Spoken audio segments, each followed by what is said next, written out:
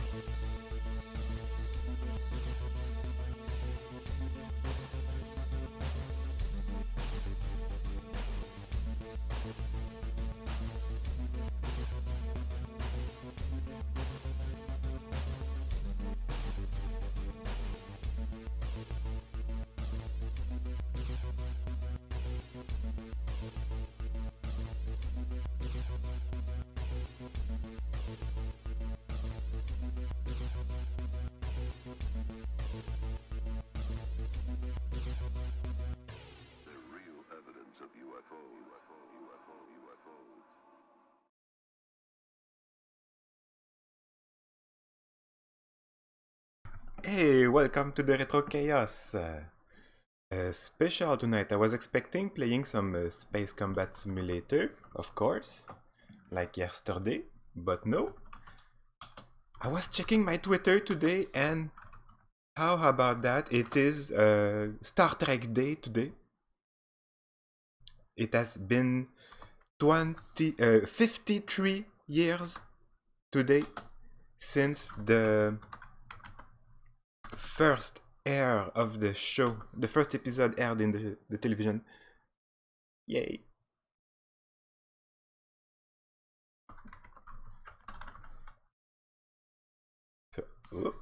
So here we are. Ah! That was super spooky, sorry. I forgot to switch scenes. I guess there was a capture bug here. No worries. Just for your ears, I'm very sorry though. I jumped so much. Oh my god. Oh my god.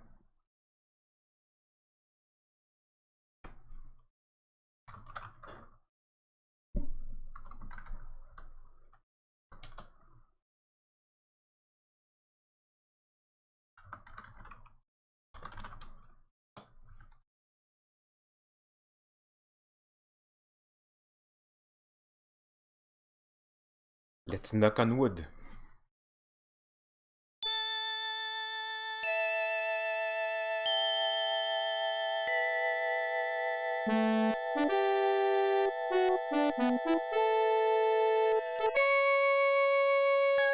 These are the voyages of the Starship Enterprise. It's 5 years mission to explore strange new worlds, to seek out new life and new civilizations, to boldly go where no man has gone before.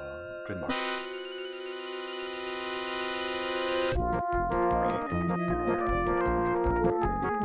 Star Trek, the 25th anniversary, and that was released in 92.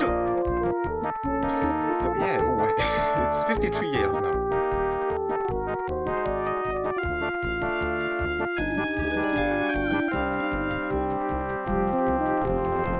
I have finished this game at least twice already, so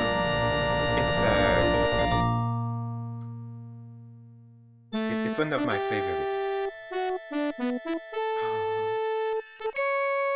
Demon World. There are 7 episodes or missions here. Captain's Log. Though the Enterprise's primary mission is peaceful exploration, the galaxy holds many surprises.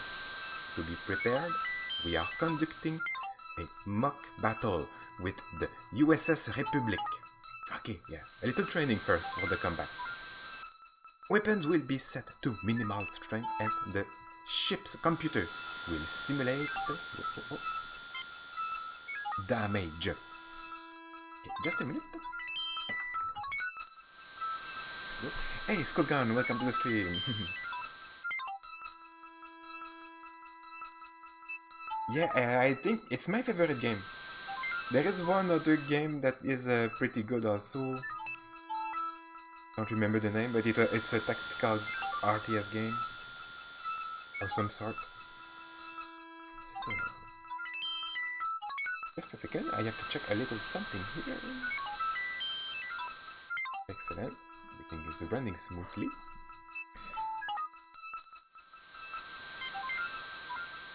Lieutenant Uhura. Captain Peterson reports the Republic is in position and ready to begin, Captain. We have to reach for Captain Patterson. Okay. We'll have a fight now. The Republic is arming weapons and raising shields. I suggest we do the same. Okay, so this guy, I think it's the shield guy. This is science, it's Spock. This is the navigator. This is the pilot. I think this guy will shoot. Okay.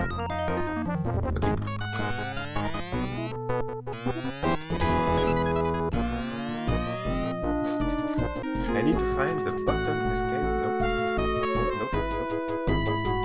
I can only navigate so far. I need to find a way to communicate with my crew. Okay, Mr. Sulu says this is the guy here. One of my favorite characters. I follow George Takei, the actor, on Twitter. Target analysis on. Yeah, well, I'm pressing the top. Oh, we got the computer. We can address the computer. That's not what I was looking for.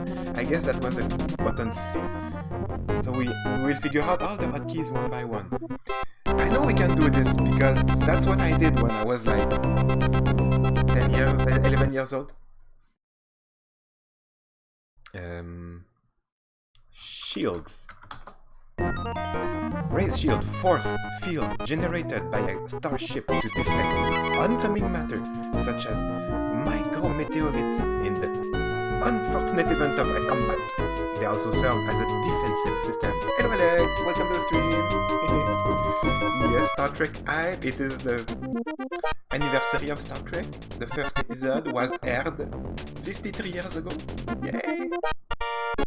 Oh, is the sound okay? Is my voice too low? Please tell me. I will reduce the volume. I have already did it. Or not? I have not.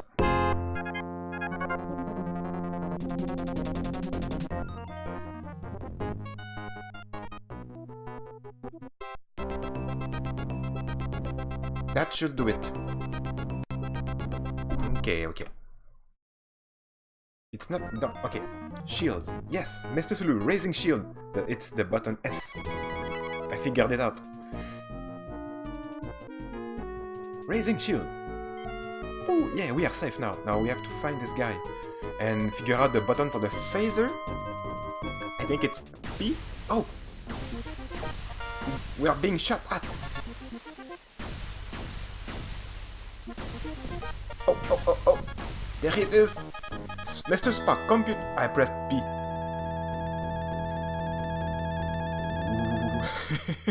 Computer estimates the Enterprise's warp drive have overloaded and exploded. It's bad.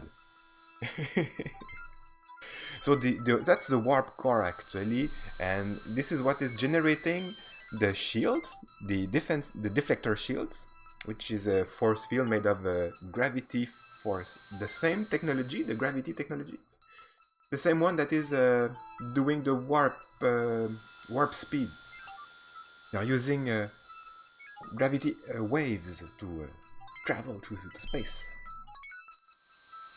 which defies one of the theory in physics by one of the scientists who says that no matter can go faster than the speed of light. And in the universe of Star Trek, you have different units like warp 1, warp 2, warp 3. You can go to warp 9, warp 9.1, warp 9.2, etc.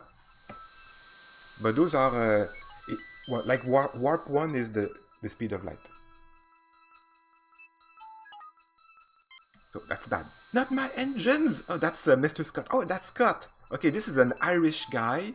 Sulu is Japanese. Chekhov is Russian. Uhura is Swahili. And we have the American guy in the throne here. Kirk. And Spock is a Vulcan. It's Leonard Nimoy. Captain Kirk. Oh! Oh wow, thank you for this yay! Thank you, Datreb. Let's have the Substar!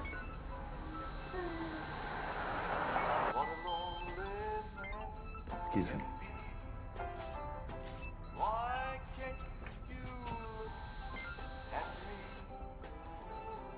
Bubbles!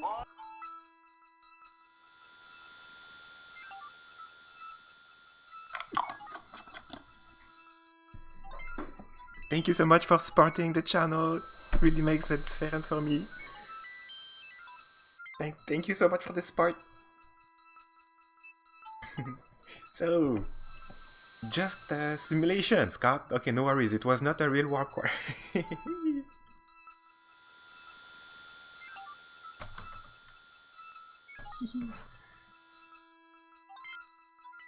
Captain Patterson says, better luck next time, sir. Oh. Lowering shields and disarming weapons! W. It's right next to S with his shield. Lieutenant Ura, message coming in from Starfleet. On screen, Lieutenant. It's the Admiral. Jim, the Enterprise is ordered to travel to Pollux 5. The natives report that alien life forms have been attacking the settlers near a mine at Mount Idil. You are to report to the High Prelate of the colony. The settlers are members of the Acolytes of the Star Sect. The descriptions of the attackers vary, but all say that the attackers resemble creatures from many earth religions known as demons. The first mission is called Demons, actually. The Demon World. Starfleet wants you to determine the nature of these creatures and to resolve the situation without bringing harm to the colonists. Starfleet out. Okay, so that's the typical scenario of a good Star Trek episode, actually. Stand on maneuver. So, navigate. Ooh, United Federation of Planets here. Those are parsecs. Parsecs are the distance. It's a unit measure for the distance. So like this is like 50 parsecs. So we have we have to click somewhere. What? Where are Let's start here. Oh no, wait. We have to go to Pollux. We have arrived at Pollux 5. I clicked at random at the... But well, it was not random, it was the first in the center, so... I'm not sure about that. Okay, okay. There is a way to go into another mode. I will keep pressing all the buttons. Arming weapons. Disarming weapons, okay. E. I don't know how long she can take it, Captain. What? RT. Mr. Spock, we are too far from the planet for a sensor probe, Captain. Okay, T is for sensor probe.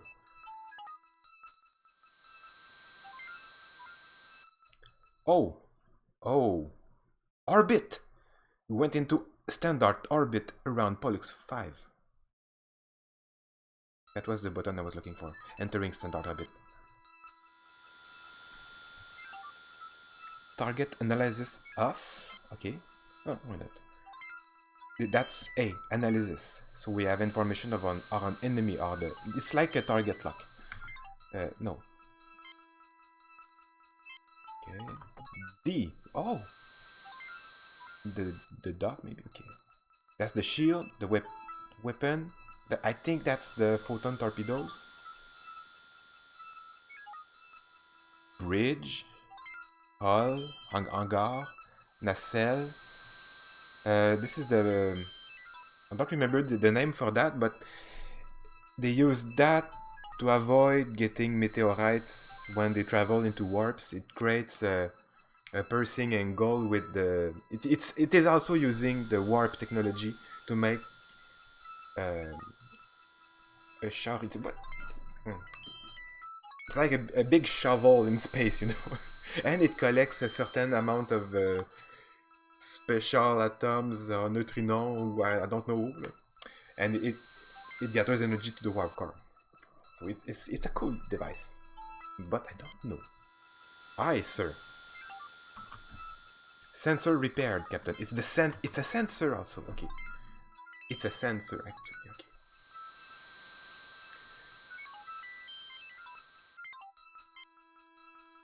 Okay, D is for repair. Bridge repaired, Captain. So Scotty is making the maintenance around here. I just want to know what they are. Takes a few seconds. All repaired. The hull, okay. And the nacelle.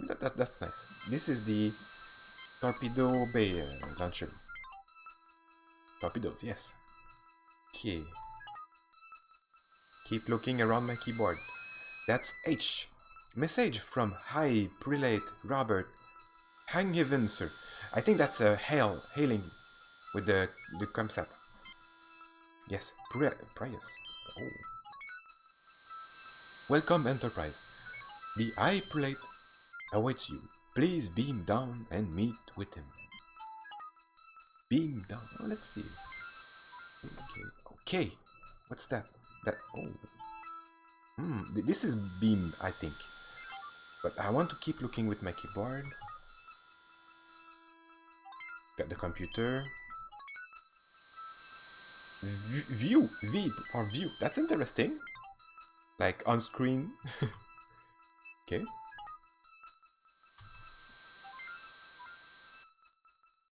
Sulu. That's N. Okay. N. Sulu is taking care of the navigation. That's supposed to be Chekhov. May I respectfully remind the captain that we haven't accomplished our mission. Yes, we don't want to navigate yet. M. Oh, magnify. We can magnify. Okay. No need for that. There are all sorts of buttons available, I guess. We will try them all. Oh, I did it! It's one of these. It's tab. Okay. Oh. We will need more frames, more cycles.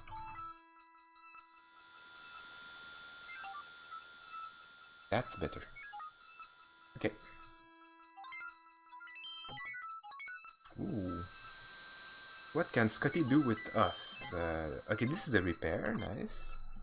Can do also this. She can't take it in, Captain. Okay, that's like E. Yes. Like, I believe this is like the status of the ship. Like, I don't know. Okay, that's the shields and that's orbit. Okay. This guy. Oh, he's we will have the need for Chekhov for going into warp and what's that? Oh, this is Chekhov is taking care of the weapons. Okay. Can talk with Mrs. Spock. Pollux 5 has recently emerged from an ice age, sir. It's spring at the moment. Cool but tolerable. Sensors indicate previously documented flora and fauna. Nothing unusual. And we can send a message with Uhura. They are waiting to beam down. Okay, let's see. Let's try it here. Okay, Captain Kirk. Let's see. With this, we can save. Oh, music. Wait, no, save. Save new game.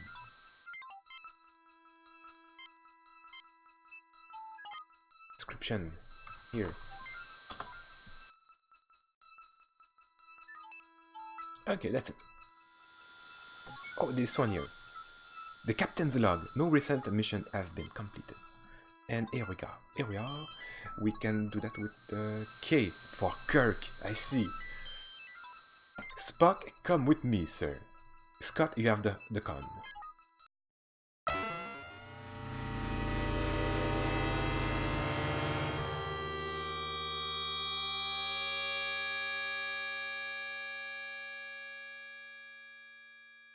This is the prelate ungiven. This is so much better, gentlefolk. We are honored at your presence and hope you will find peace here on our haven. Captain, the flora on this planet is very interesting. I wonder how useful they may be for medical purposes. Okay, let's see how this interface works now.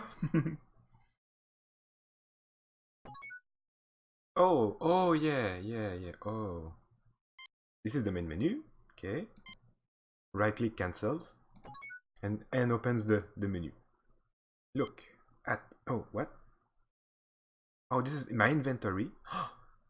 We have one Starfleet Regulation Phaser Type 1 set to stun. We have one Starfleet regulation phaser type 1 set to full power. Okay, it's the same, but we can set it like that. One Starfleet issue, science tricorder, a science officer's best friend. One Starfleet issue medical tricorder to assure that their doctors make the correct diagnosis. That's McCoy. He got that with him, always. Without McCoy, Dr. McCoy, we won't have this option. And that's one Starfleet issued communicator to allow landing parties to talk with their shipmates in normal circumstances. The communicators. That's before they wear com badges. Like in the next gen and up. Something else. A medical kit. It's a video game. There's a sign here. All mining equipment use this road. Okay, this is the mine. This one here. On the other side of the trees is Idyll Mountain, a tall, forbidding palace. A forbidding place. You have a vague feeling of danger. A beautiful snow-covered scene with a path leading off to Mount Idyll. A quickly constructed Spartan shelter primarily used by fledgling colonies. Remnants of a recent snowfall cover the ground. Is that a... Yeah, no. Okay. And this guy? High Prelate Handgiven waits patiently for you to decide what you will do next. We have Kirk, James Tiberius Kirk, captain of the Enterprise. He's always happy to run the errand of our mercy. This is nice with Starfleet and Star Trek, that because when they have a mission, they always use the best officer they have, and that is the captain and all the first officers. They don't use grunt on the first line, like unless there are special conditions. But it's always like that, you know. Dr. Leonard McCoy, the finest doctor in Starfleet, wishes that he was on a warmer planet. Spock raises an eyebrow. the signature move for Leonard Nimoy in his character. The right eyebrow, very high. And Hansang Everts, oh, that guy, yeah, of course. Who has never been this close to snow before in his life, gazes with childlike fascination all the ground. I think this guy will die. I don't know why. Alright, that was the scene option. Use, take, or give. Let's take that. You failed to obtain anything.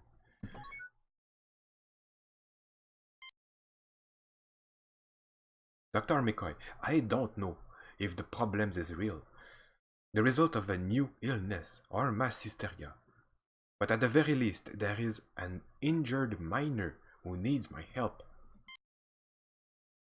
Captain Kirk said, Doctor, you needed to investigate the possibility of disease, mental or physical, among these people, before we go chasing up the mountains.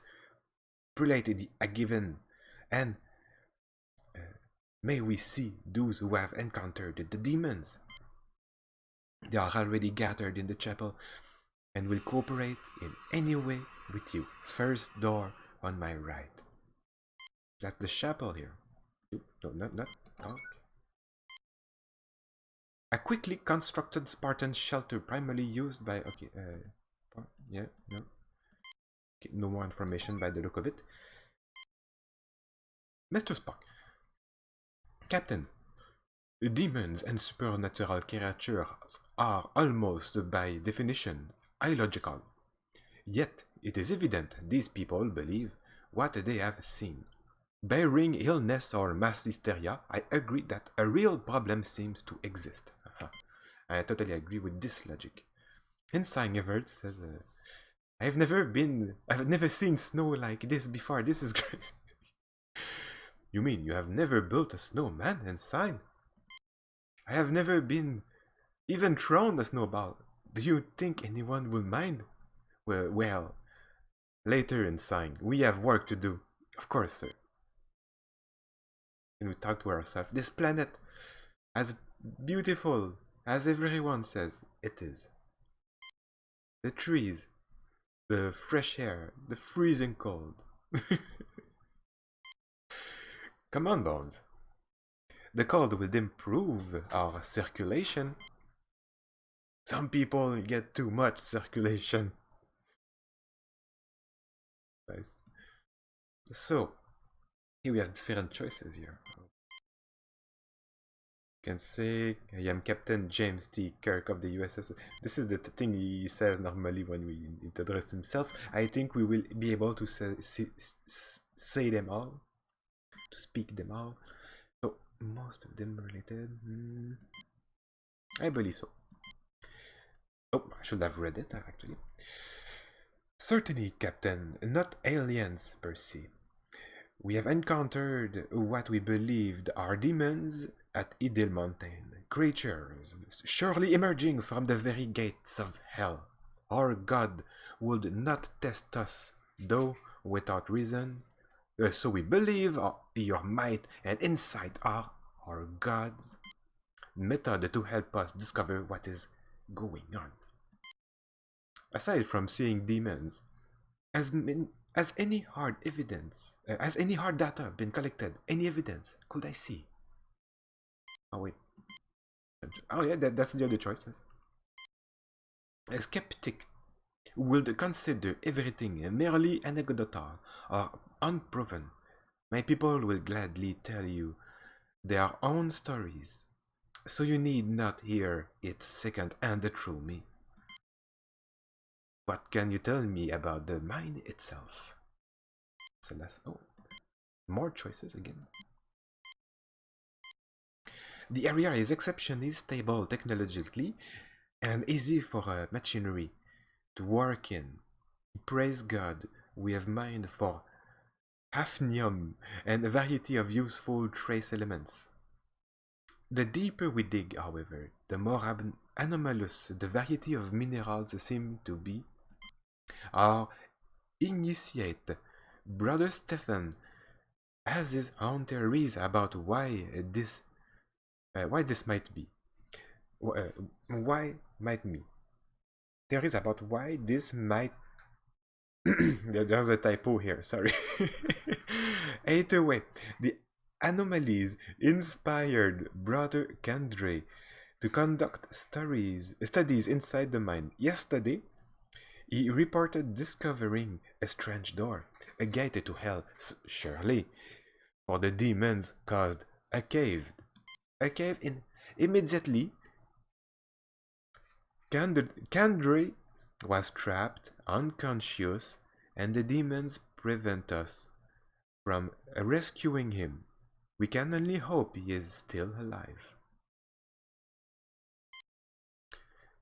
Thank you for your courtesy, Kirk. May you receive the guidance and protection of our God as you complete this divine mission. Wow, let's start again. Cannot. Okay.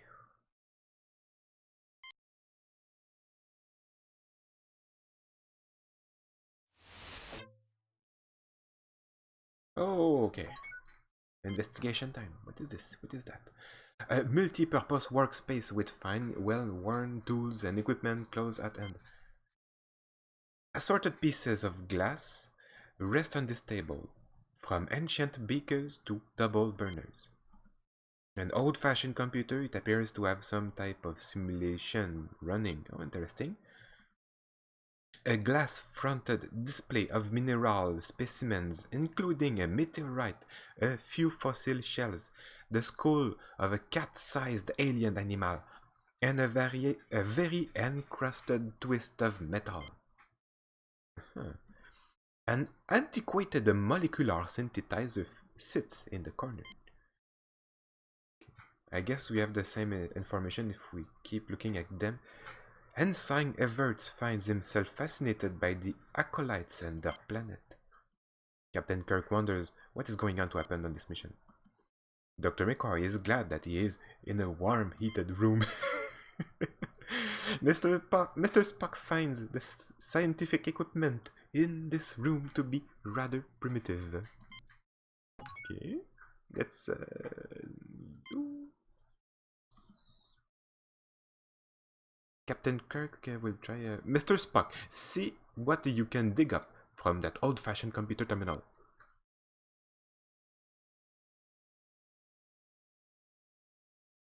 Captain, this appears to be a model of the Earth.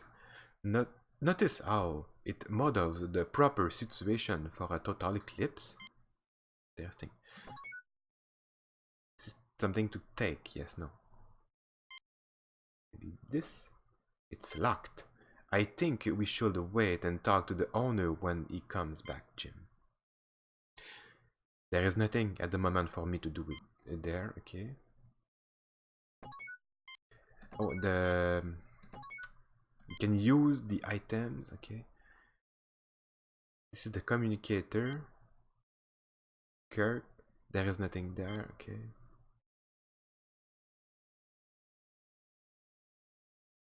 Ship's doctor, there's nothing there.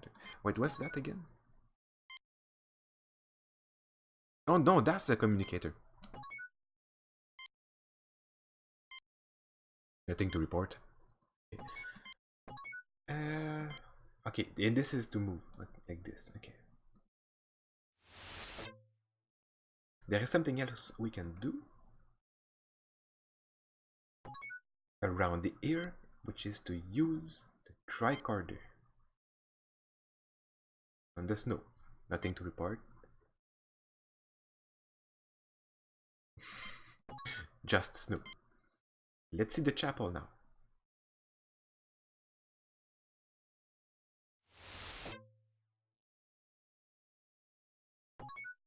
Okay, look around. Boxes of supplies and mining equipment litters the floor. A majestic view of Mount Idil can be seen through the skylight. A sturdy man of advanced years, whose blue eyes met yours with clarity, curiosity, and directness. A grim-faced minor colonist nods curtly at you. Spock, McCoy. Brother Chubb, you will understand if I don't understand. I don't stand up, I hope. I am not well. And this guy. The Tellarite appears completely at home, surrounded by humans, but the wrinkling on his brow indicates a great deal of worry. Stephen says, I am worried. Sorry, I have a hard time with the word worried about Brother Chubb. Can you examine him, Doctor? He is too busy consoling the wounded man. No condition to talk. I know what to do. Dr. Mikhail says, Jim, this man has suffered severe physical injuries to his head and arm. The wounds have been adequately cared for. However, he has developed the Nugayarin infection. If not treated swiftly, the effects can be fatal. The infection can normally be treated with hypodetoxin, but there is none on the Enterprise. I may be of some assistance. The Laraxian berry grows near the mouth of the cave. If I could acquire it, I would be able to synthesize the hypodetoxin from the berry. Unfortunately, the demons prevent us from approaching the cave entrance. Perhaps could you retrieve it for me? Of course, we have phasers. Okay. Yeah.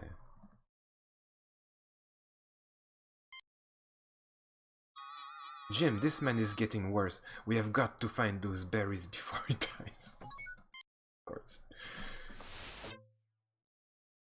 That's why I was trying to do something with the plants. I remembered we have plants, something with berries together. There are all. It's a running gag also, I think, in the Star Trek. There is all sort of different weird berries that they do concoction with. Klingons! I should have saved. Can I save? I can save.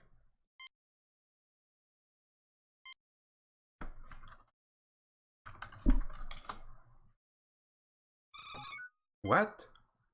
I knew Everts will die. Set to stun.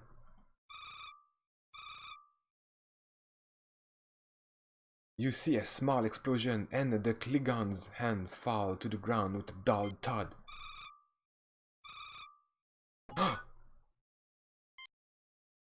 Spock! Your Vulcan science officer seems to be lost in thought, but remains alert. Spock is a Vulcan. They are super endurant. They have a great condition, a physical condition. Captain, we registered phaser and an unknown energy beam firing. Is everyone okay? We survived. Did you register any disruptors? No, Captain.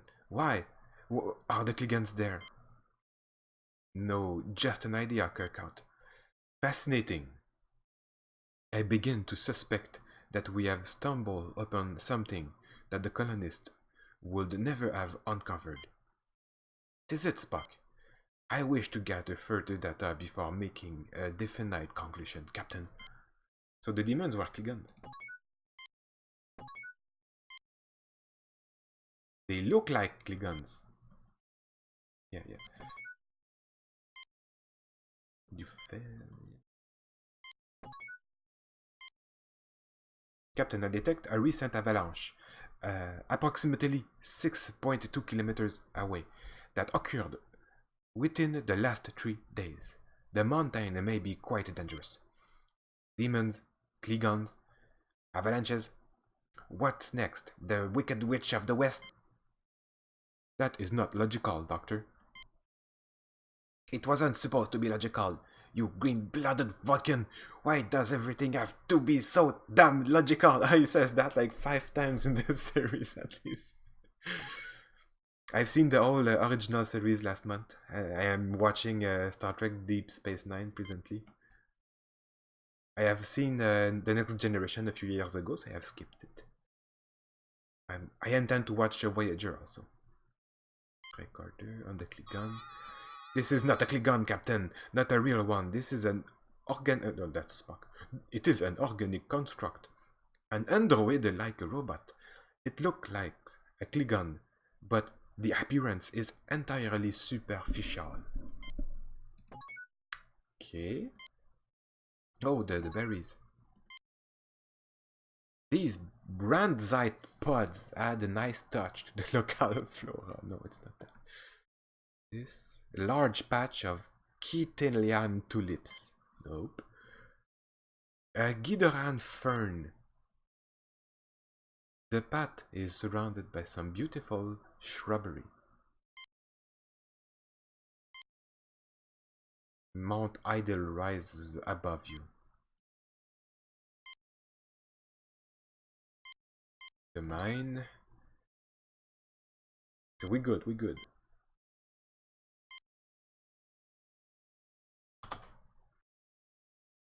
Oh, Everett is still alive. I guess this isn't such a great planet after all. So what happened? Did those disruptor didn't kill us? I don't understand that. Nothing to report. I'm very curious about everything. What if? No. Okay. Oh, those are the berries, I guess.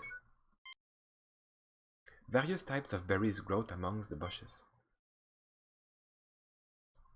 Fiquidian moss grows on the cave wall.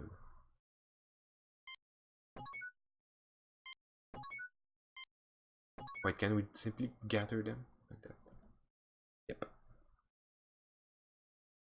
You have retrieved a sample of berries. A juicy looking berry taken near the cave. Okay. Wait.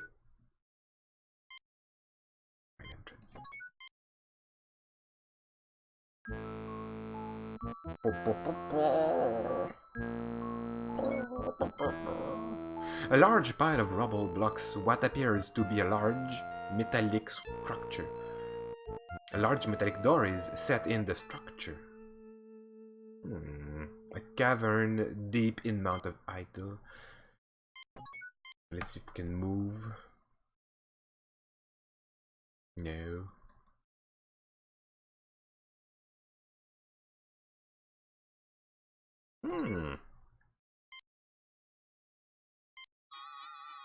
Captain, there are several weak points in the cave.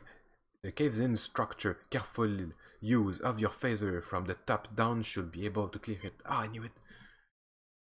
Phaser on stun or kill. Let's see on kill.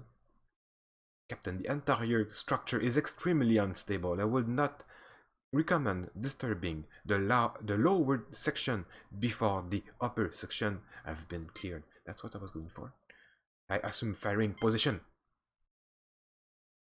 Let's try here. Pew. Again. Pew. Pew.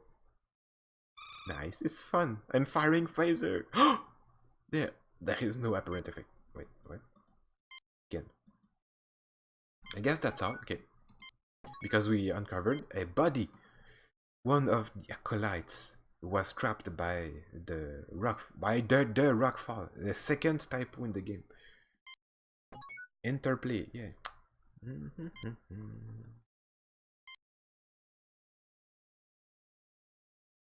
A medkit. It was a near thing, but he will live. Oh, we saved the guy. I think Dr. McCoy would be better suited to deal with this. Let's check him. Brother Kandre is barely conscious and is lying still, trying to regain strength. Thank you, kind souls, for saving my life. Let me rest here a little before returning to report this miracle to Prelate Angevin.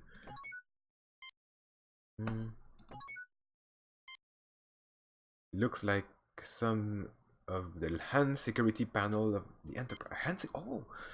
A large metallic structure. Tricorder on this panel. It appears to be a security lock designed to open the door when the correct hand print is registered. Sir, it may be dangerous. Let me try it. Go, Everett. I think I was shocked, sir. Okay.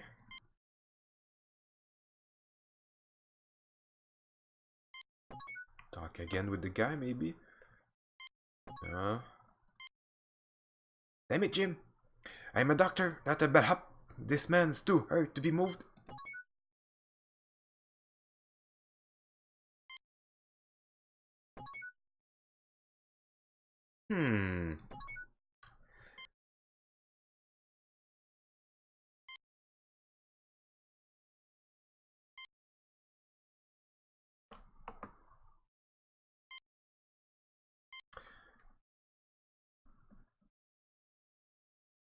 Okay, we will go back to the village and take care of those berries first and come back. Oh! What's that? It's the Klingons' detached end!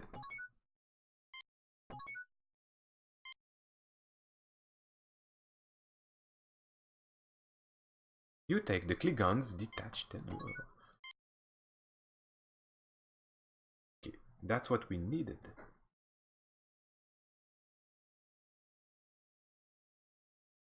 Okay.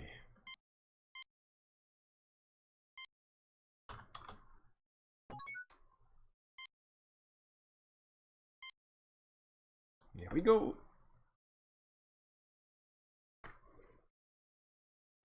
The fit is perfect, but something seems to be shorting out. Ah.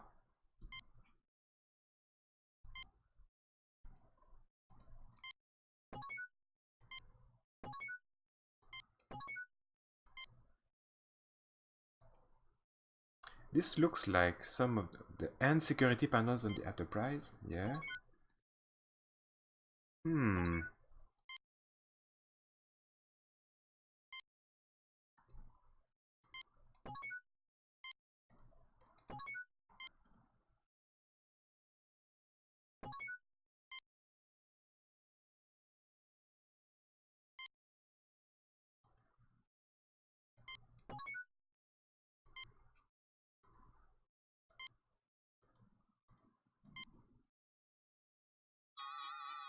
Fascinating, Captain. This door is made of an unknown material. It is clearly built by an alien race we have no knowledge of. Okay, wow. Fascinating. I'm registering low intensity shielding unlike anything we have encountered before. That kept this door and whatever is behind it hidden from the ship's sensors and earlier tricorder readings. Hmm.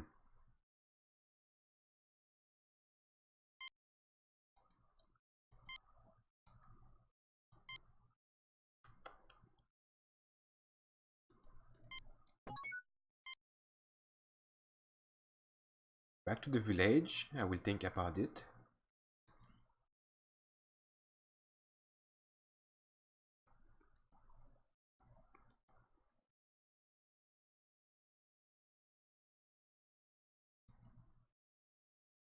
Maybe we have to go here. I don't know.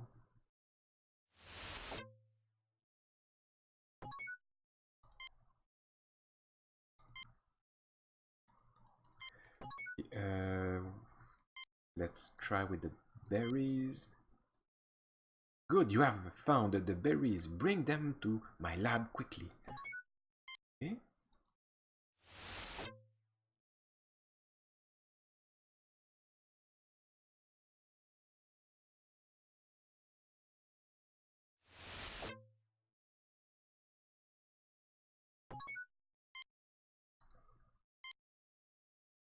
The settings on the RDAC 4 I have already been adjusted.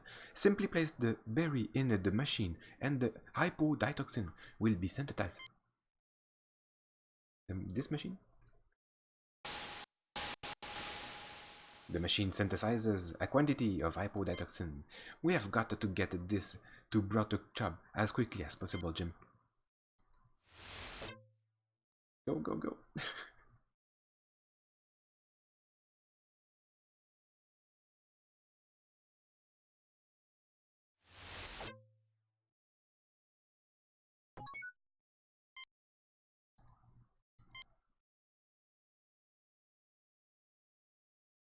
Thank you, you are most kind. Brother Chubb. I headed up the party that sought to rescue Brother Kandre. Without warning, the demons appeared and attacked us as we approached the mine. Can you tell us what they look like?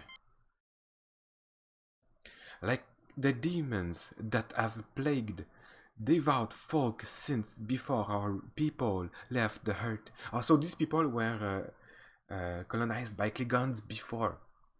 Huge muscular demons with ruddy skin, truly the manifestation of evil with bat wings, horns, and talons. Okay, not exactly what I thought.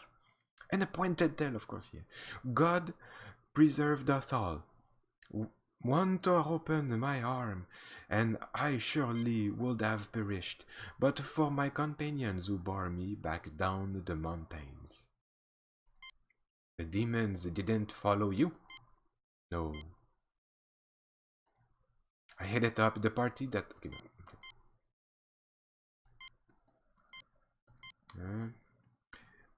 I am Brother Grinash. I went up the mountainside in solitary prayer, seeking to face my fears.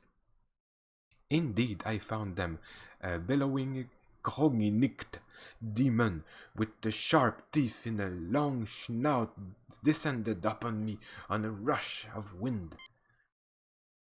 Captain, a groggy-nicked demon has a decidedly wolfish appearance. Brother Greenash, Is this not the traditional shape of the Evil One and his minions among Tellarites? It is. I believe this may be significant, Captain. My Everts, my uncle John lived with the acolytes a long time ago. He died in their service helping plague victims on the New Ontario 20 years ago. The acolytes did a lot of good works for the needy in this quadrant. It will be good to help them for a change. I am Brother Stephen, an initiate following the holy teaching with mind and soul alike. I believe the anomalous mineral readings, in combination with evidence of ancient disturbances in this otherwise highly stable geologic location, indicates previous habitation of the region aeons ago. Why, Spock, you two should get along fine. He sounds just like you. I will be equally honored to discuss medicine with you, Doctor, as science with your Vulcan associate. Let me continue. I believe our God made humans, aliens, and demons all. If I could get a real demon into my study, I would bless our God for the opportunity. As I thank him for everything in this life. You tread close to unholy knowledge, Brother Stephen, says Roberts. I appreciate your prayers, Brother Roberts, Captain. Captain, if you and your people go up the mountain, I hope afterwards you will visit me in my study, which is next door. I am too old to make the trek myself, but I am eager for knowledge. In return, I will offer you what insights our God grants these old eyes. I am Brother Roberts. Brother Candre is my partner. I was on the communications link when the demons caused the rockfall and silenced him. He said he'd found a strange door with a devilish writing. Truly, he came upon the gate of hell itself.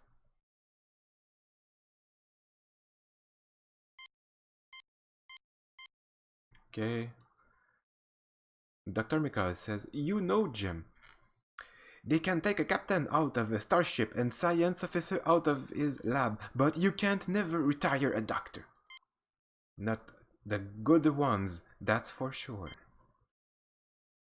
My mom wanted me to become a doctor, honest, but I hated my biology classes. That's why you are a red shirt, Everts. So did I, but I became one anyway. That is not logical, doctor. Neither were some of my professors. They always have some stuff like that to say all along the way. The medical methods of these peoples seem primitive to me, doctor. By our standards, eyes, here the acolytes prefer a simpler lifestyle. Unfortunately, this is one of the consequences.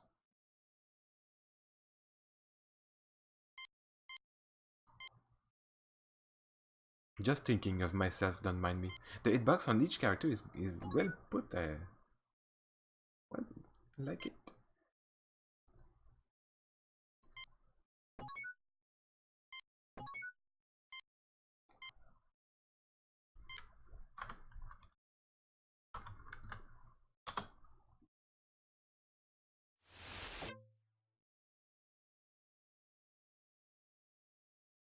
So what knowledge do we have now? How about the hand? Anything else? Let's go back in the lab. I don't know exactly what I have to do at this point.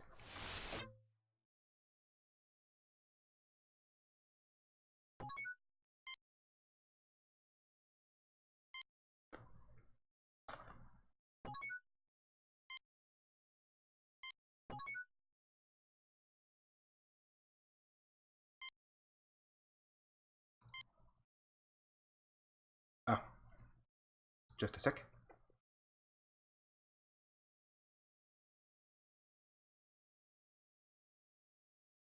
What a fascinating piece of equipment. Highly advanced technology, you see there. It seems to have been damaged, however.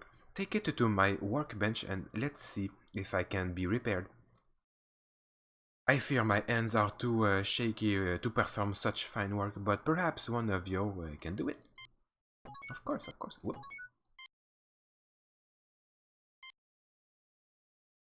Mr. Spock, see what you can do about that end. So it's a robotic end.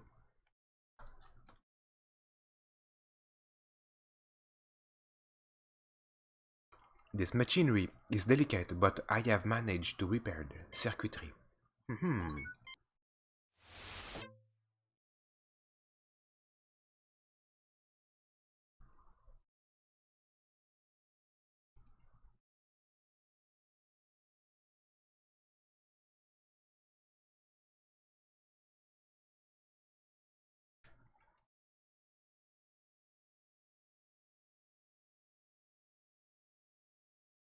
Here we go. We will try the new end.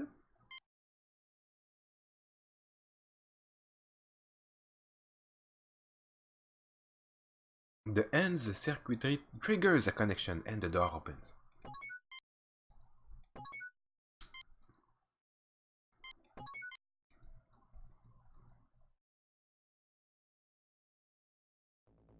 Ooh.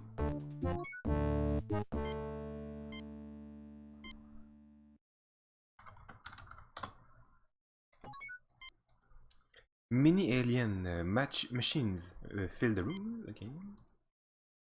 Machines. This floor contains conduits for conducting geothermal energy. Just a sec.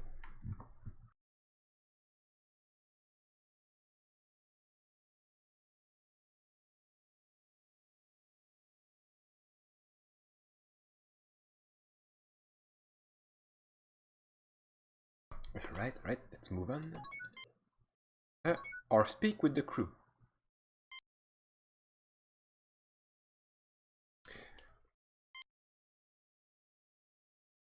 Logically, the machinery is sustaining some type of life in this suspended animation. If we can reactivate the machine, then we may be able to meet its creators. I think we found the answer to our mystery. I wonder who or what constructed all this. Fascinating, Captain. It is a diagram of a lunar eclipse on this planet. See how the red ball, the moon, is casting a shadow on the blue ball, Pollux 5. This must be a very old piece of work because this planet's moon was destroyed thousands of years ago. The machinery is waiting for the gravitational pull of another eclipse to activate it. An eclipse that will never come. And one other thing, Captain. This may also be a diagram showing the proper settings on that control panel.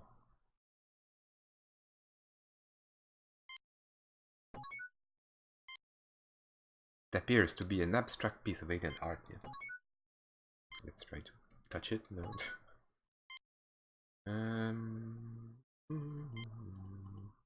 We still have communication. That's good. No. Let's move on. Oh wait. There are little details. Maybe this appears to be to control some unusual security equipment. Oh. Tricorder first. This alien construction takes reading of mental activity.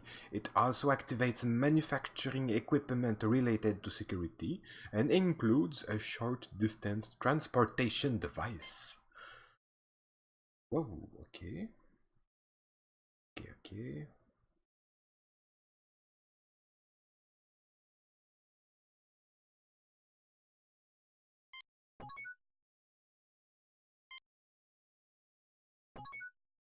Let's try the end. Nothing happened. Anything else? Talk maybe? No.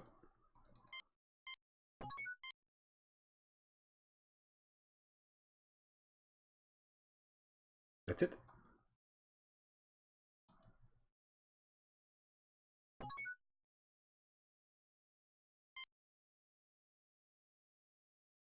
Well, yeah, that's it. Is there anything I can do about that? Destroy it? Jim, you should relax a little bit more. The action would be completely illogical, Captain. No phasers here.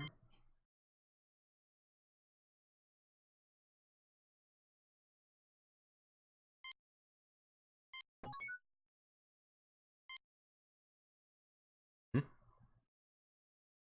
You should ask Mr. Spock, Jim. Okay. You can use a character like Mr. Spock. Fascinating, Captain. It is a diagram. Okay. If you do that, it's the same thing as using the tricorder, because the tricorder is carried by Spock. Okay. If I use Dr. McCoy on Kirk, oh no, Kirk. If I use Kirk, ah, oh,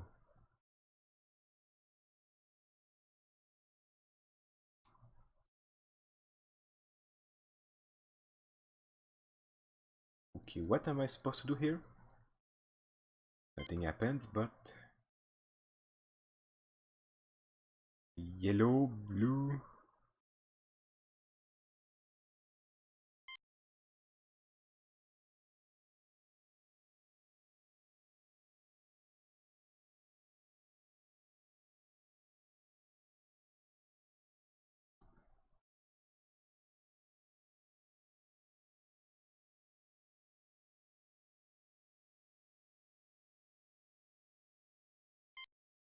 I don't know.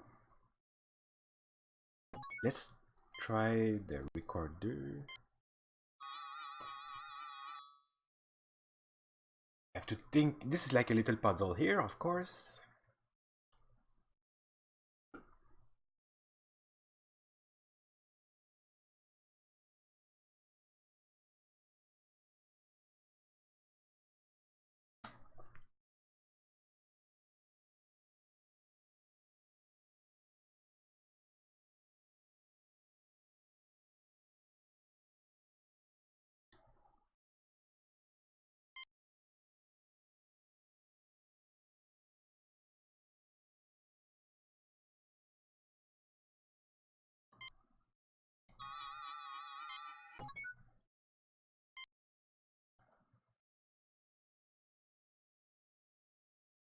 So the way it is casting shadows, like this should be at half. I think this one is like full.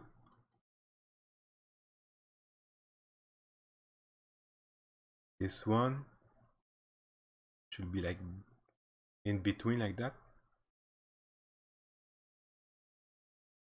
No?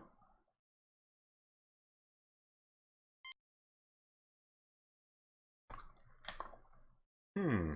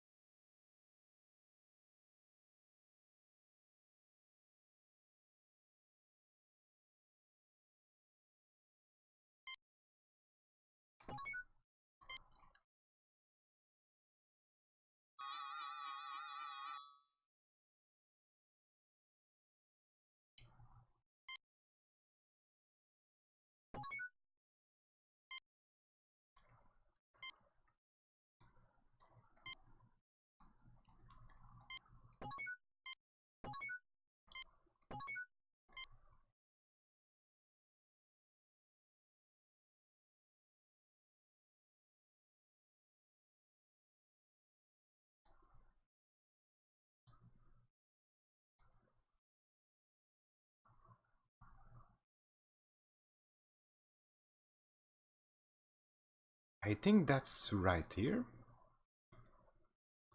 This has to be half, okay. Okay. No?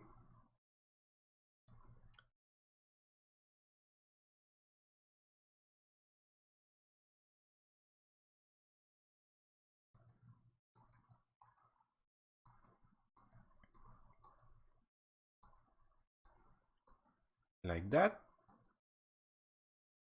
No?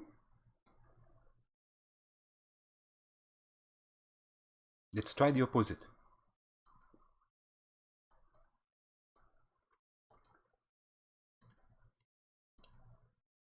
Weird.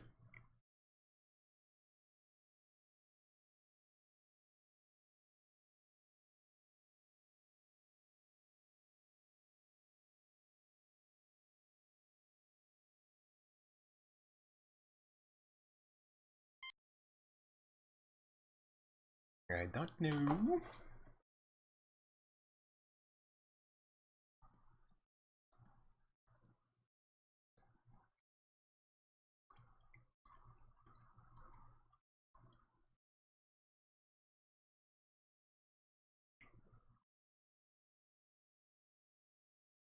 This is 1/6.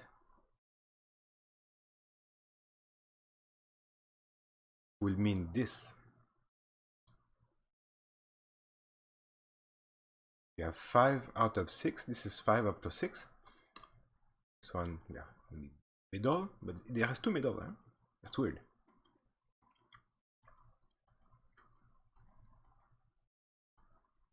Okay. And the other one is full or half.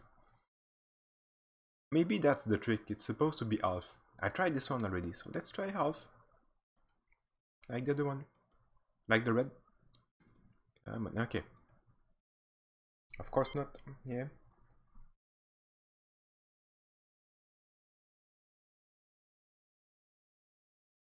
Hmm.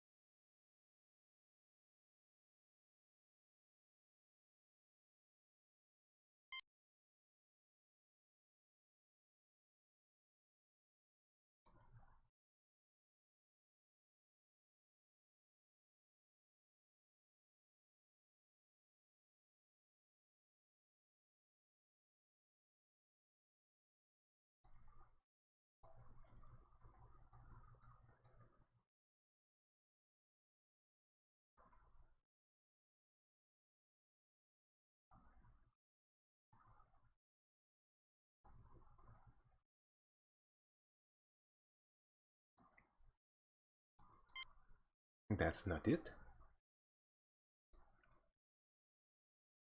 We have to look at the symbol. This shadow doesn't count.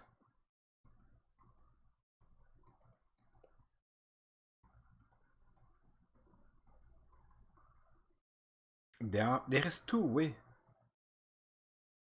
possible adjustment for making it half.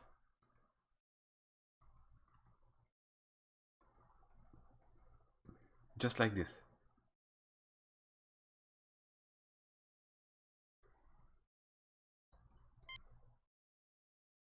I don't know. If I use Spock instead.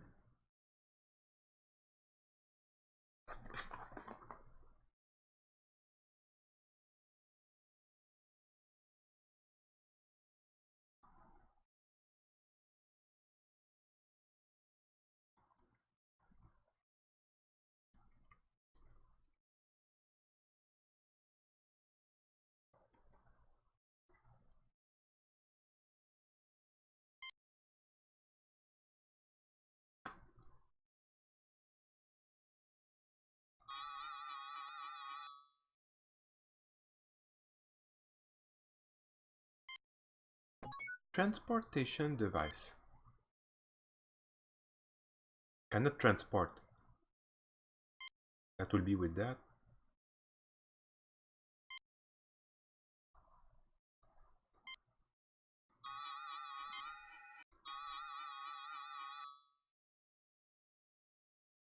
This control panel is a manual override for the alien life support equipment. I have to override it. Do we really? Not sure. Is that something else here? Nope. Can we go back? Guess not.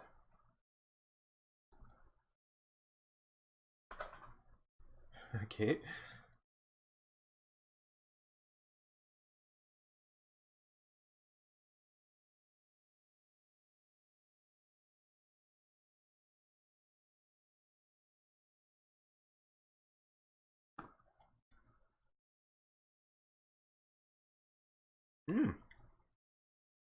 I think I saw something.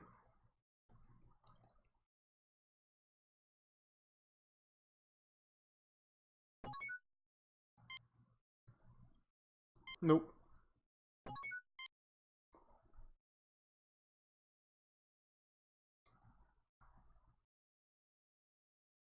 Let's do the roundabout, the checkup with everything.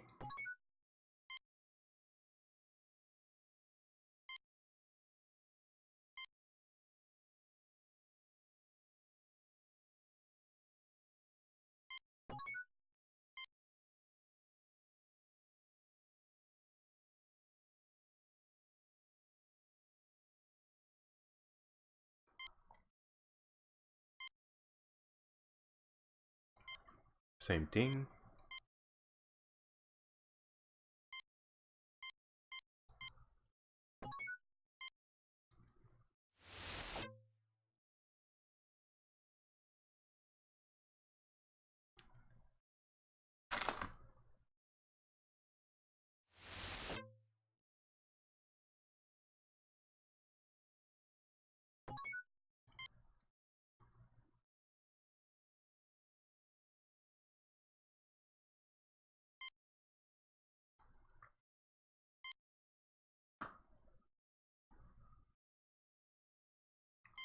Oh, that's something I have not tried over there, but oh, wait.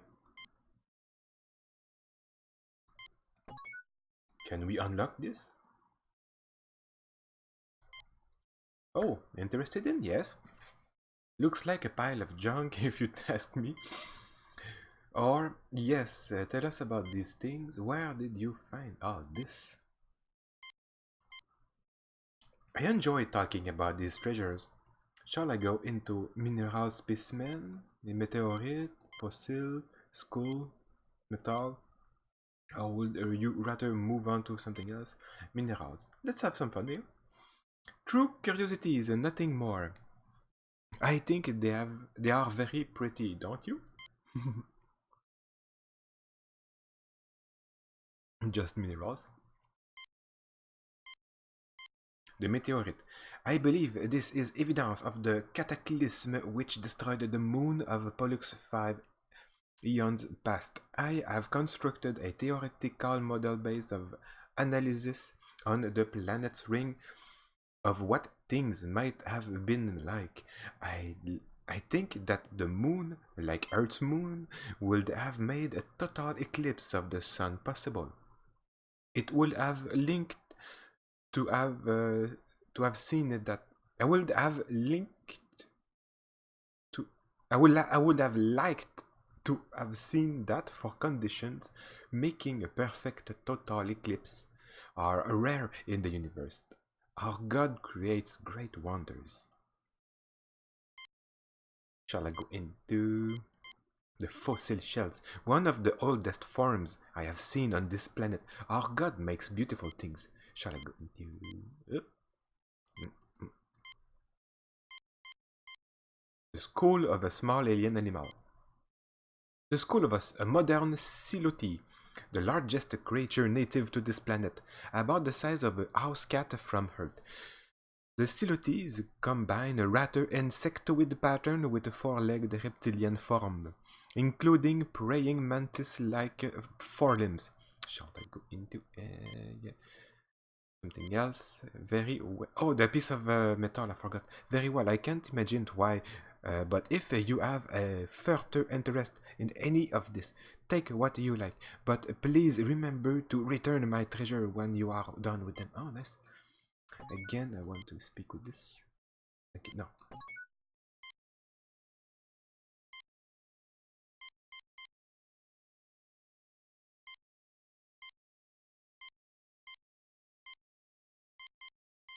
The twist of metal. This chunk of rock is a greatly weathered example of a vanadium tungsten alloy, which doesn't occur naturally. It is my best evidence that the area was previously inhabited. Hmm. Again, I have something to ask him.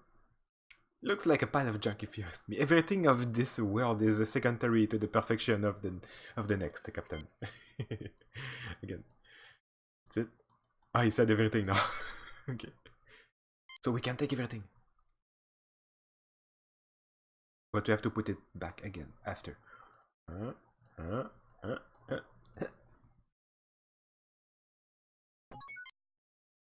There we are. That's better.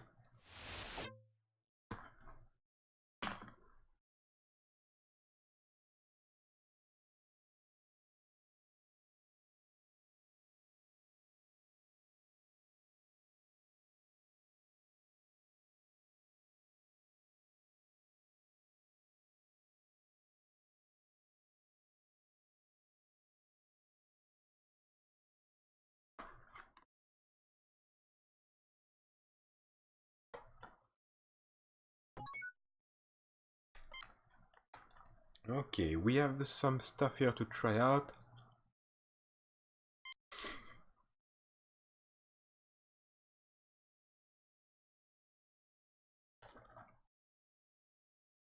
You fit the key into the slot, but you cannot find a way to turn it.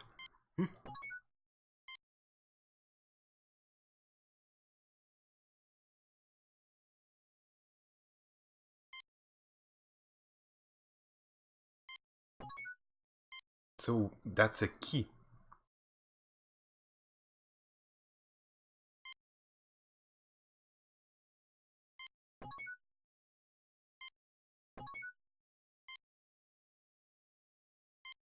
Twisted metal fragments coated in centuries of rust.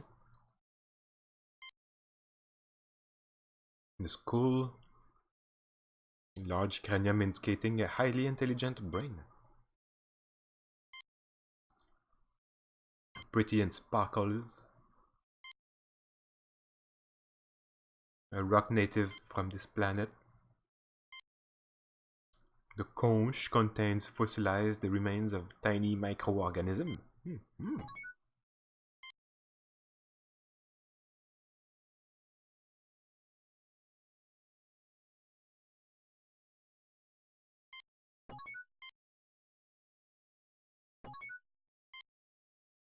I wonder who or what constructed this. Same thing.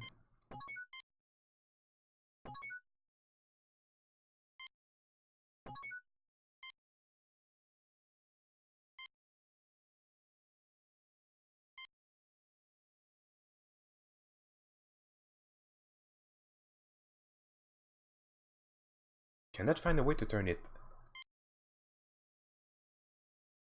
I guess we have to activate this first.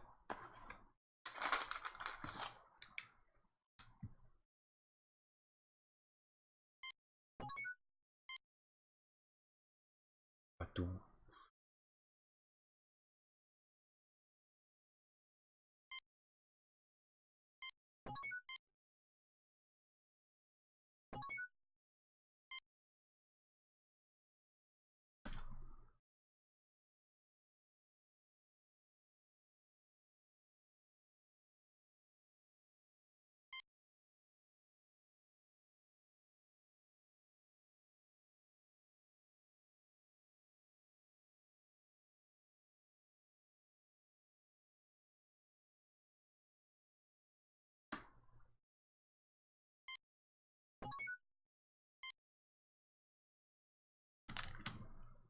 I'm stuck.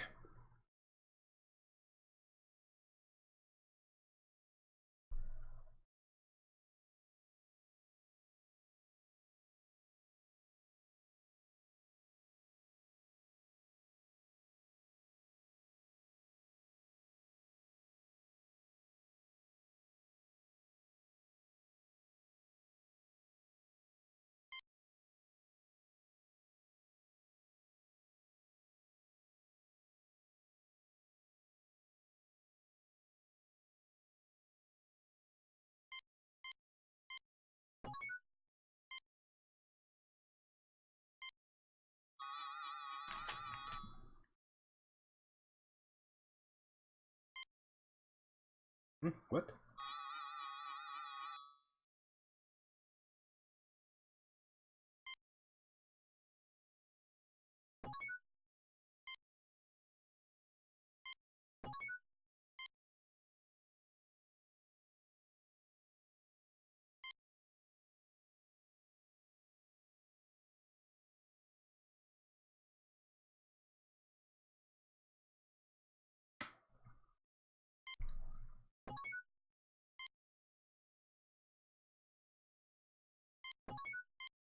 Okay, I have to figure the puzzle, I guess.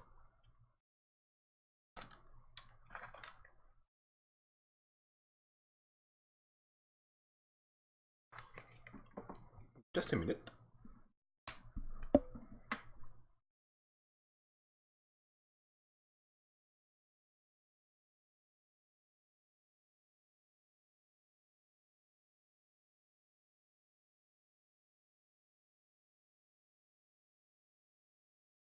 Okay, okay.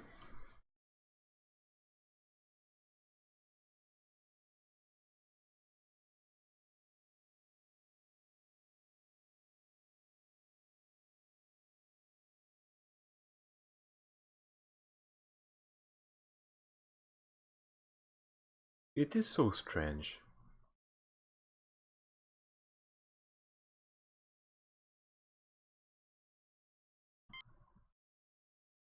Is it walkthrough time?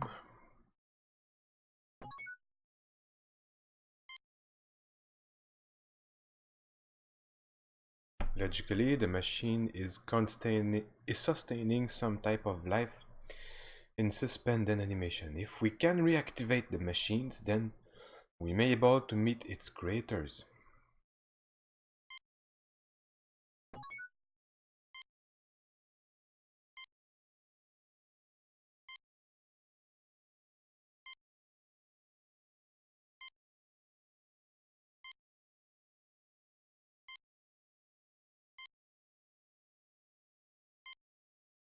What else?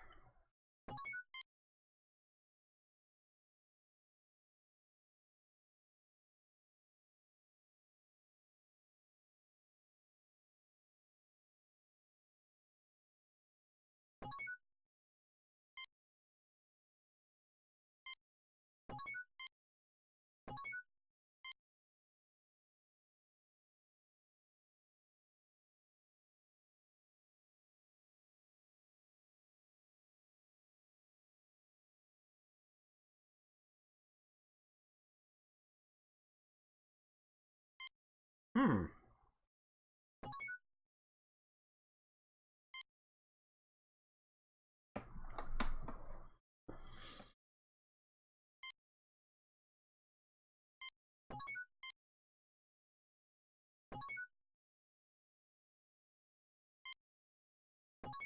Is there any music?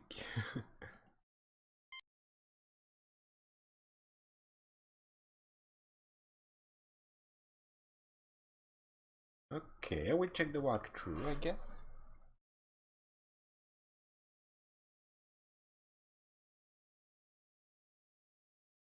I'm thinking, I don't know.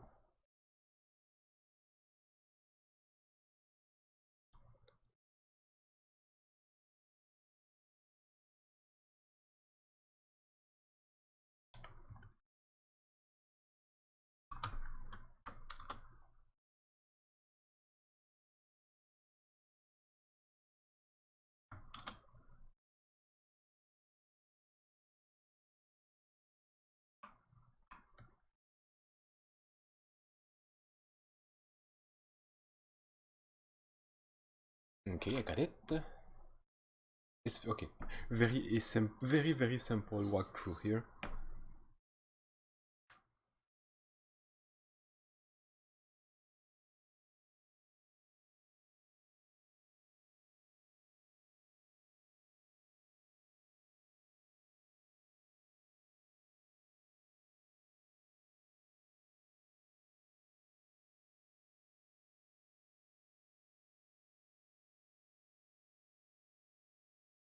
Okay, we only need the twisted metal, of course.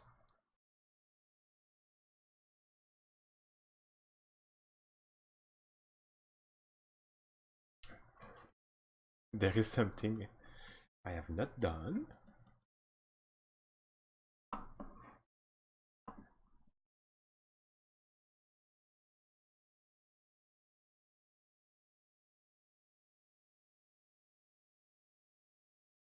Just a second.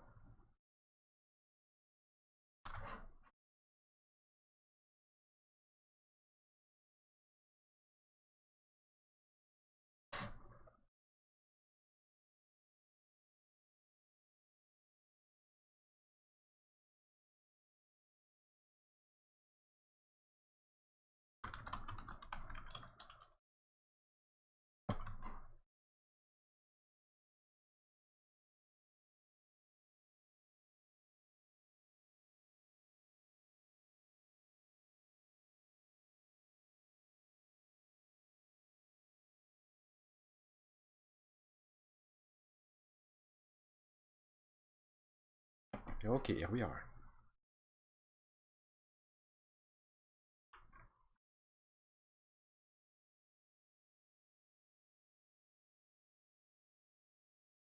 I am all set up.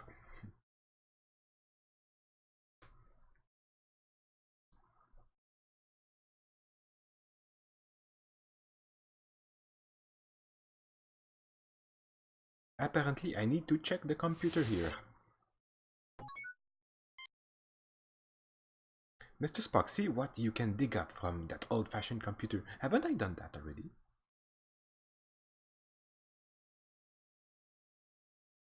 Yeah.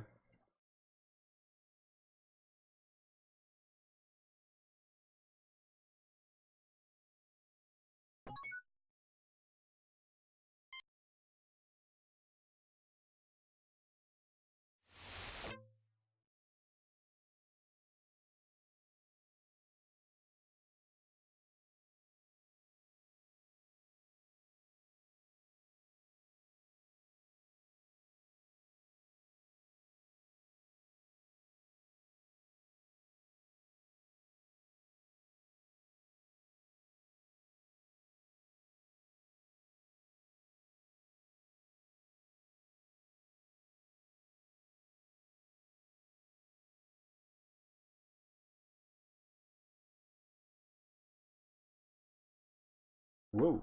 Okay. I wasn't able to get in the cave. So, I think I see what to do, but I don't understand this puzzle. We'll just break it through. Let's use the pulse force. Oh, I hope your computer is okay and your coffee is good. Welcome back, Alec. I will figure this puzzle now with the magical, with the magic of the walkthrough. Even with the walkthrough, it doesn't look. It's not very logical.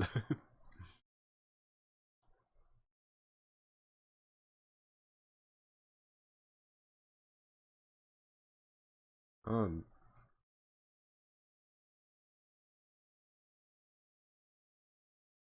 that's an annoying problem for a new computer. Indeed, yes. But it doesn't seem like something serious.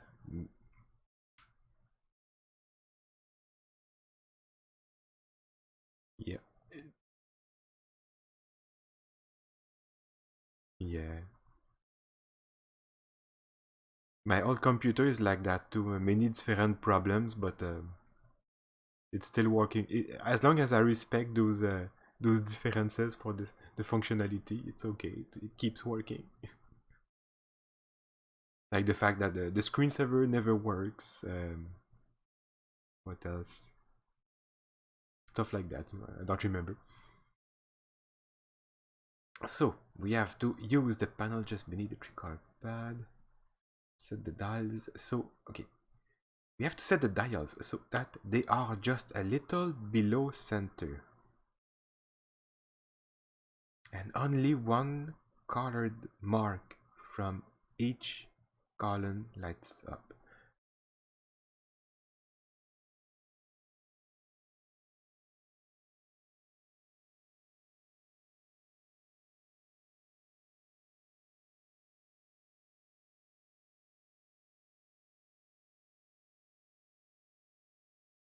That will be it. Okay, I simply had to put them on the middle. Welcome to our home, says the Nuyan. Thank you for repairing our somnambutron. And Zap, green and scaly, you are trespassing on Federation territory. No, that's not the right answer. I welcome you on behalf of the United Federation of Planets. Who are you? Where are you? Do you come from? Oh, we did fix your machine. Can we write the repair bill of Hackett's? Come on. We call ourselves Noyans. Thousands of years ago, we saw that meteor impacts were going to cause an ice age. We created this huge underground shelter to preserve our race, keeping us in suspended animation until the planet had recovered. We programmed the machinery to revive us at the next eclipse, but we did not count on the destruction of our moon. Some advanced civilization. Perhaps you can tell us about the demons. The demons, as you call them, are created by a machine designed to keep intruders away from our sleep chambers. It pulls from the minds of any approaching creature their most feared enemy and produces replicas to scare them away. For you and your crew, it was Klingons. For the Tellarite, a wolf demon, and for the other humans, a demon from their religion. On the behalf of my people, thank you for waking us. I will turn off the machinery which creates our guardians, so that they no longer bedeval those with whom we now share our home.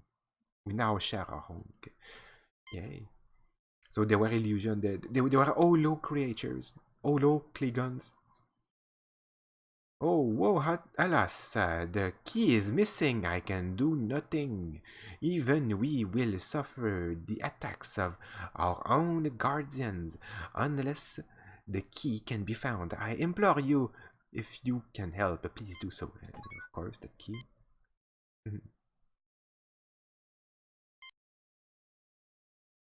Jim, think about that skull we picked up from Brother Stephen. Now look at this alien. See the resemblance? Yeah. Let's try this.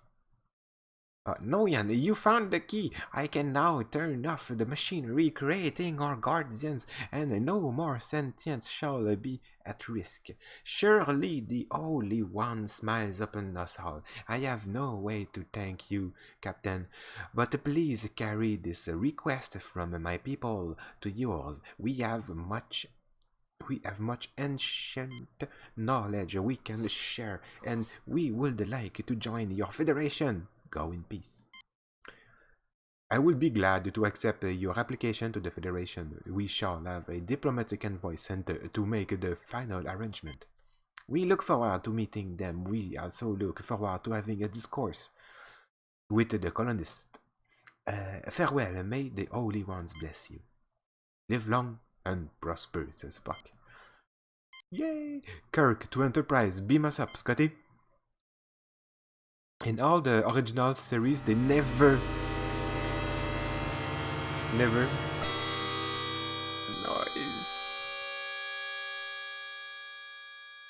They never says beam me up, Scotty. Not once. They say want to beam up or ready to beam up and engage, energize. I mean, not with Mr. Scott. But Mr. Scott is the one doing the transportation, just like it's Miles O'Brien in the Next Generation and in Deep Space Nine. Message from Starfleet.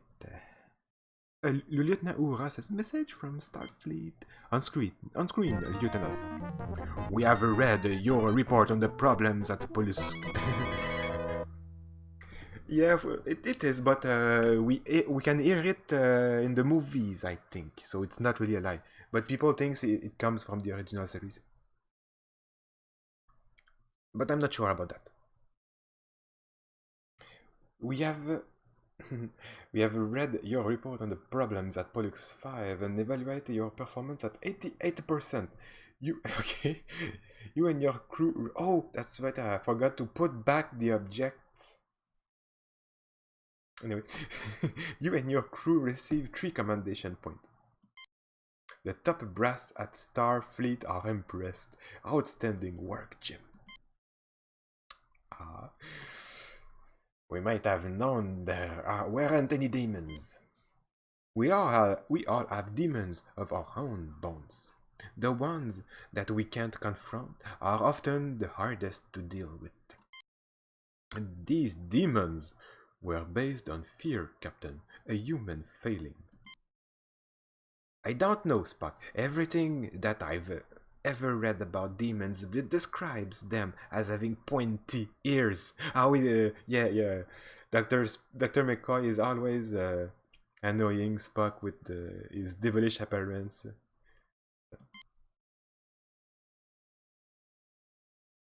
Hey. Oh, no. Oh, okay. Hijacked. Mission number 2. Message from Starfleet, Lieutenant. On screen, Lieutenant. Okay.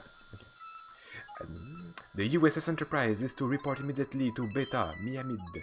The US Masata has failed to report as scheduled. Determine the nature of delay and take whatever measures are necessary. Set course for Beta Miad, sir. Says Chekhov with the Russian accent. Shut course to I don't have any Russian accent. Set course for Beta Miamid, sir. Yeah, nav point, I guess. How does this work? You cannot escape. Right click. Okay. Oh, what? I right click like in a random spot. There is an unidentified ship closing rapidly, weapons armed and shields up. Raising shields. Arming weapons. Message incoming, sir. On screen, Lieutenant. LSZ, Captain. Leave the Beta Miamid system. Okay, so you in the nav point, you click anywhere and it will bring you on your destination, apparently. Leave the Beta Miamid system immediately. You are interfering in LSZ affair.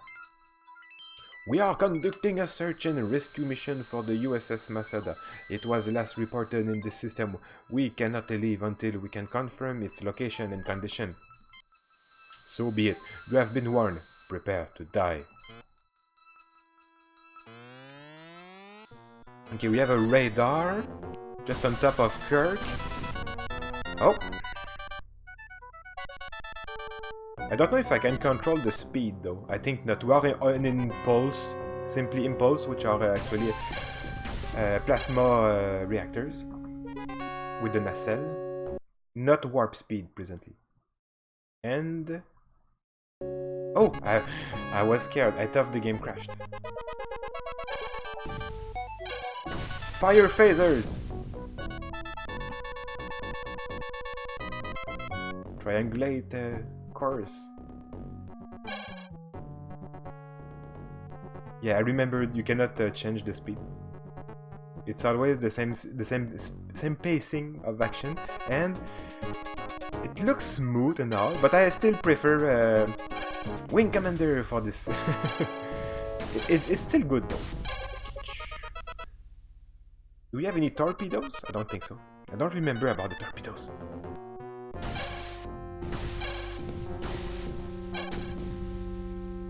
Oof. We can see the shields on the right part. On the left part, I mean.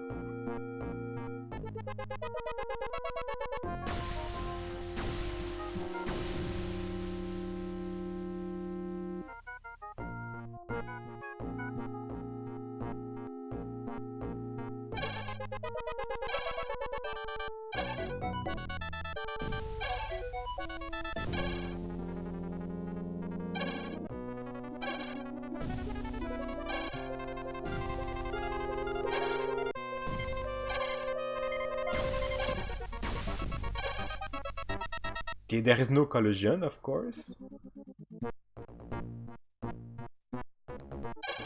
Oh, we lost a phaser. No, okay, we have both phasers, it's okay.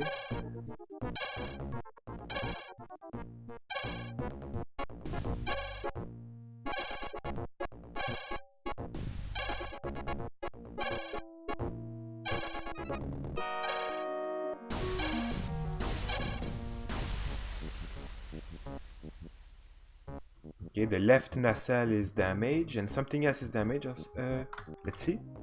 I don't know how long she can take it, Captain. Oh, the repair, of course. The nacelle. Repair the nacelle. Aye, sir.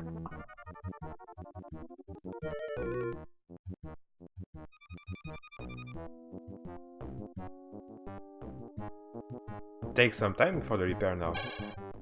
Engines repaired. Oh, the engines. Okay. Now repair the sensor. Sensor. Okay, it was not the. Oh, it was the.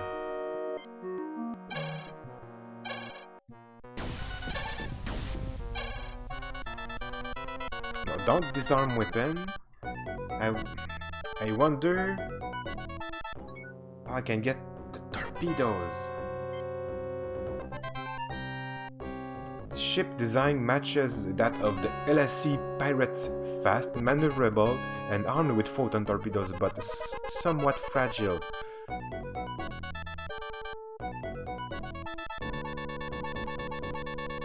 Is there something we can repair? The shields?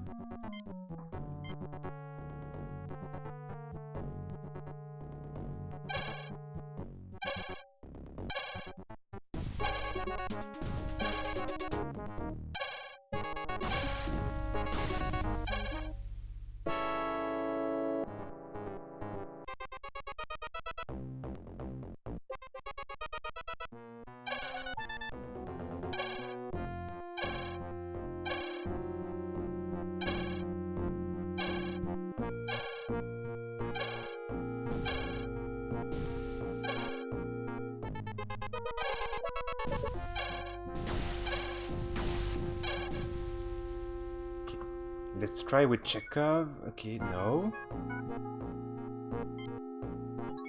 No. No torpedoes.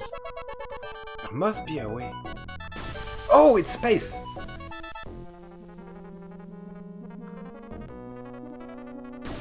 Oh, right click. Okay. Gotcha.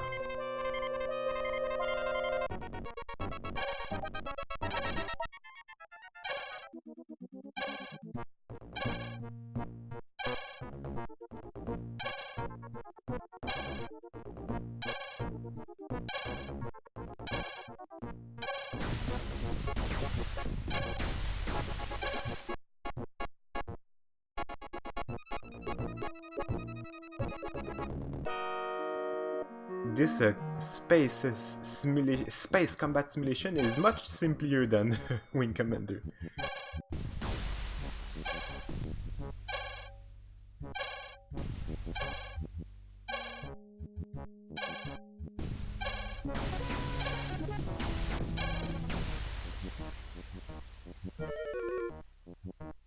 Oh, repair engines.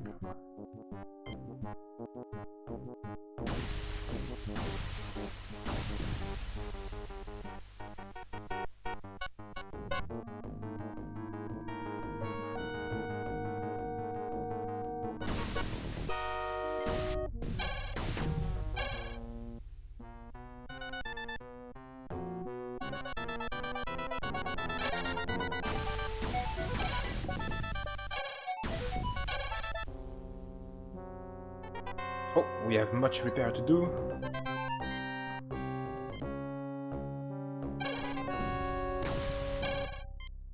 Captain, they are fleeing! The enemy ship's initial intercept course was from the last known position of the Masada. I suggest we orbit the planet for a closer sensor scanner.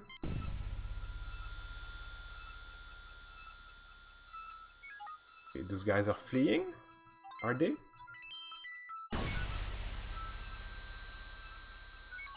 Yeah. So where is the planet now? Orbit. Oh, yes. There we go.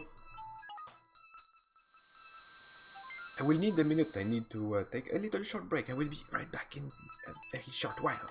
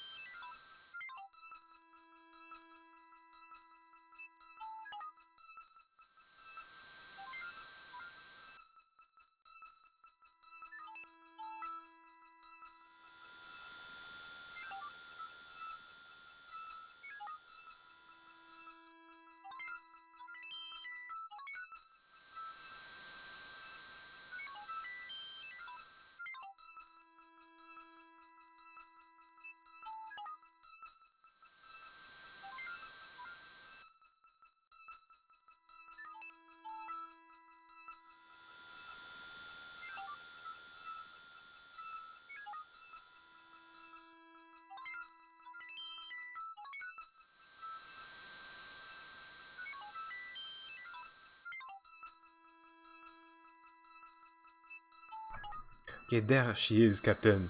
She does not appear to be seriously damaged. Her shields are up and 26 life forms are aboard. Okay. I got myself a little meal with rice.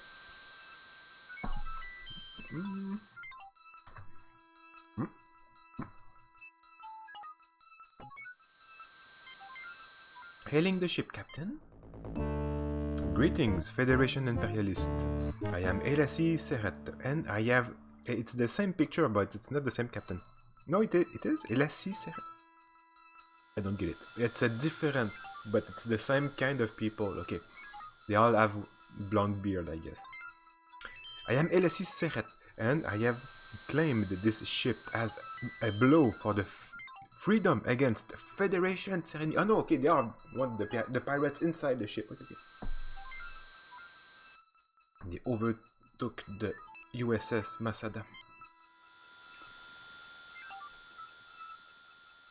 Illegally possession. Listen to me good LSC and know over the ship. Captain Gem Sticker, you appears that you have found something that Starfleet lost. Or you are illegally in possession of Starfleet property.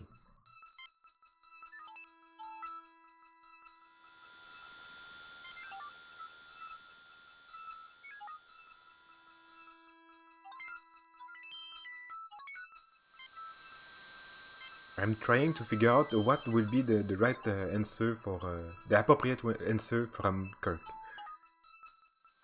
I think that will be it with a touch of sarcasm. Good, Captain. You have a sense of humor. That will make this much easier. The Masada is mine. You will release 25 political prisoners I specify, or I will destroy the ship and its entire crew. The list of those wrongfully imprisoned should be coming over to you.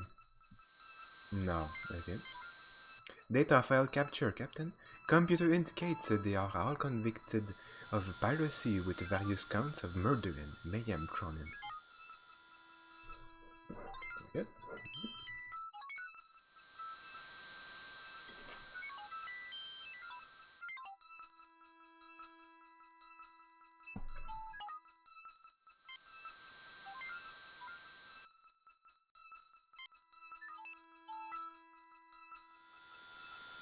The Starfleet will have to grant permission to move them here. We'll get that started. Should tender and show you good faith on your part. Will you beam over so we... that or we can work together on this LSC. How about beaming some of the hostages over? That's show of good faith.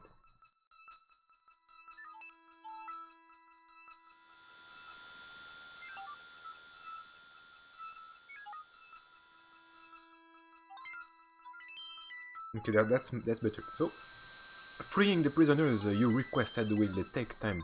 We have to track down their current location, and Starfleet will have to grant permissions to move them here. I will get that started. You should tender a show of good faith on your part. Will you beam over so we can discuss negotiation face to face? What? Lower my shield so you can beam over a war party? Not stupid, Captain. We'll play by my rules.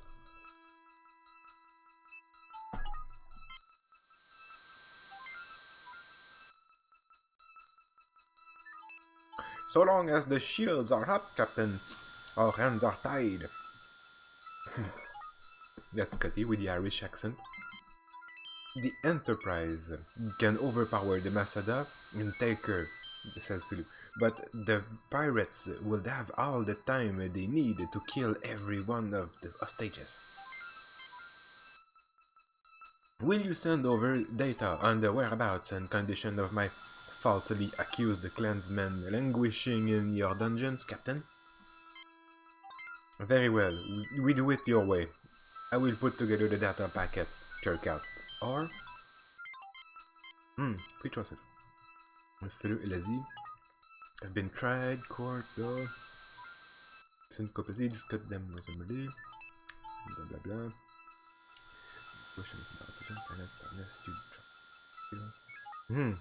Let's see, forget it. You will be next one languishing on a Federation panel planet unless you drop your shield and surrender. No, that's not the right. Your fellow LSZ have been tried in Federation courts of law and found guilty by their crimes. We'll listen to your complaints and you will discuss them reasonably. Here.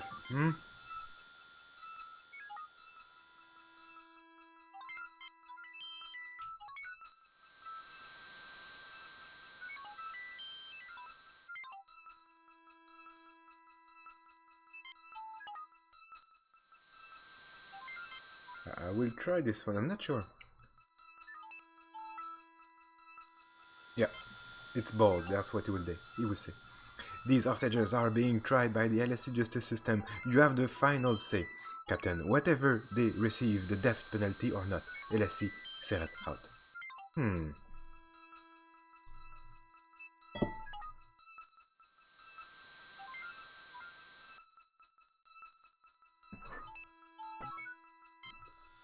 Captain, we could use the command prefix code to lower the Masada's shield briefly, long enough for one transporter burst. Interesting.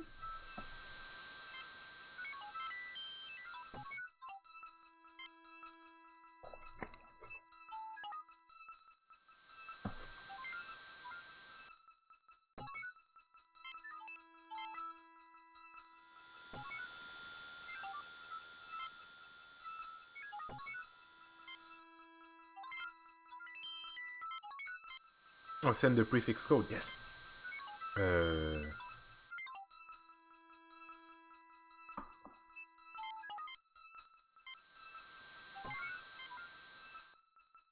Maybe I just need to use the teleport. The transporter. The Masada shields are still up. Okay, no, not yet. And oh, the log. Captain's log. Unknown stardate. We have earned the 3 points for the following recently completed mission. The Moon World. I don't know what gives the point. Can you have different points?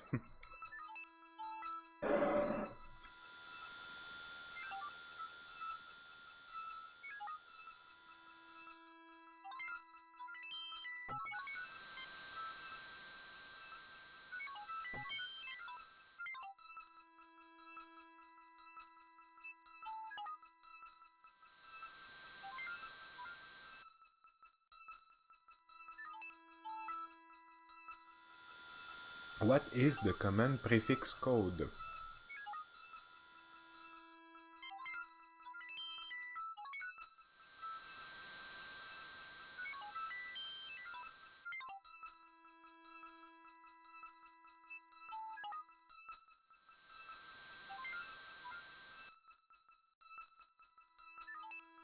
I am checking the walkthrough.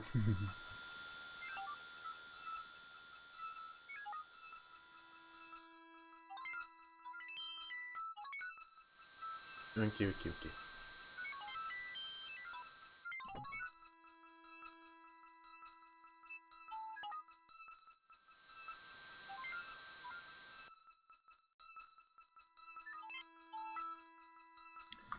So you have to enter Masada in the computer. I would have tried... well, it's not that hard to figure out, but the computer is the part where you have those word mechanic to play with. So Masada, USS, a Federation, Tug, Tender, Registry, NCC 29, 3391, currently under the command of Sir Captain Kevin Keeler. Crew complement of 17. Primary mission: tow repair of disabled ships. Its input override code is... okay, I'm glad I have it on my walkthrough. So we can have fun with that also. Like Spock. Full name: uncodable in English language. It's hard to pronounce. First officer of the USS Enterprise, Spock is one of the finest science officers in Starfleet and has been awarded numerous Starfleet and Federation decorations. Full name: Captain James Tiberius Kirk, current captain of the USS Enterprise, the youngest captain in the history of Starfleet. Captain Kirk has been decorated many times and is considered one of Starfleet's best officer and super military commander.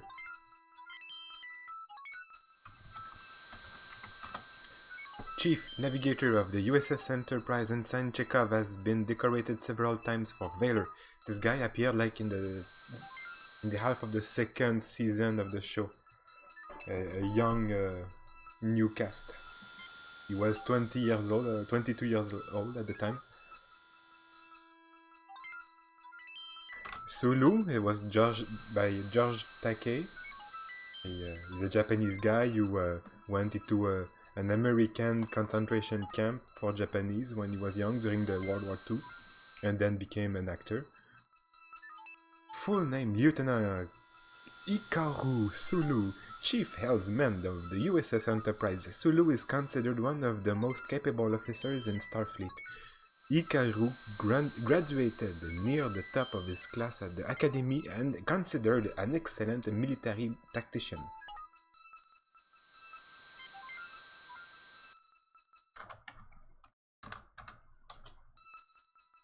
Montgomery Scott, Lieutenant Commander.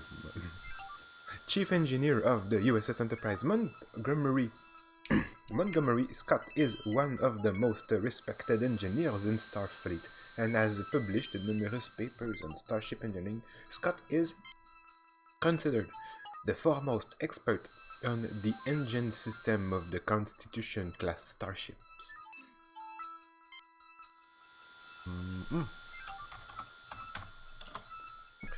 Lieutenant Nyota Uhura. Lieutenant Uhura is the Chief Communication Officer of the USS Enterprise. Uhura is fourth in command of the Enterprise and is considered an expert computer analyst specializing in communication equipment and linguistics. Alright. We checked everything. We have like stuff like this, a bridge, you know, enterprise, you know, I don't know.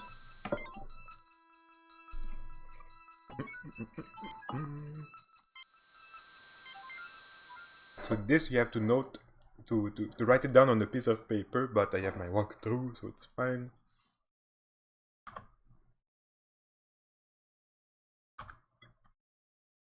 You have to put the dash, I guess, yes.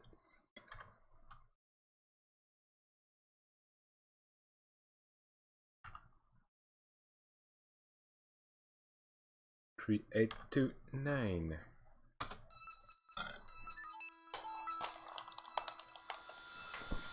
Sending prefix and lowering the Masada's shield. It's beam, it's beam. Captain, the shields are up. Oh, the shields! Spock, come with me. Mr. Scott, you have the con.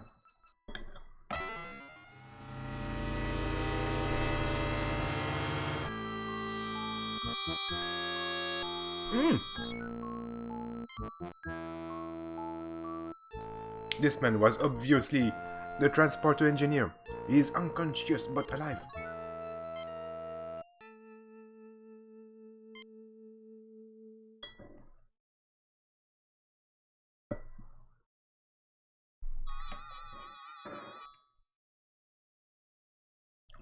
He's not hurt badly.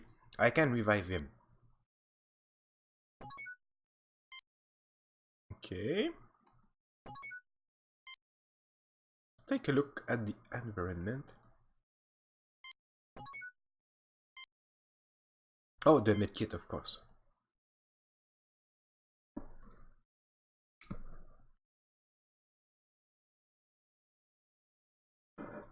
Crewman Simpson. Thank you, Doctor. Be careful, Captain. The LSC like to set up booby traps. If you need any equipment, I've got my tools in this workspace.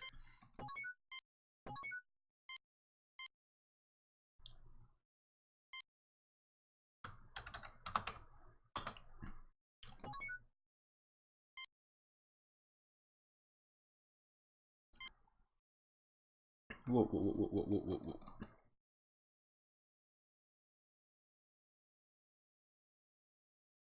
I just took something. I don't know what I have in my hands. What? What? Oh, it's that? The Runsnate Transmogrifier. I grabbed a machine and that's what it is. The Runsnate Transmogrifier. This device was invented by an engineer with a sense of humor about names. With the proper attachment, engineers use it for temporary fixes on key circuits. The transporter bay has been damaged in a recent firefight. The Runsnake Transmogrifier. The transporter bay has been damaged in a recent firefight. Okay. Yeah.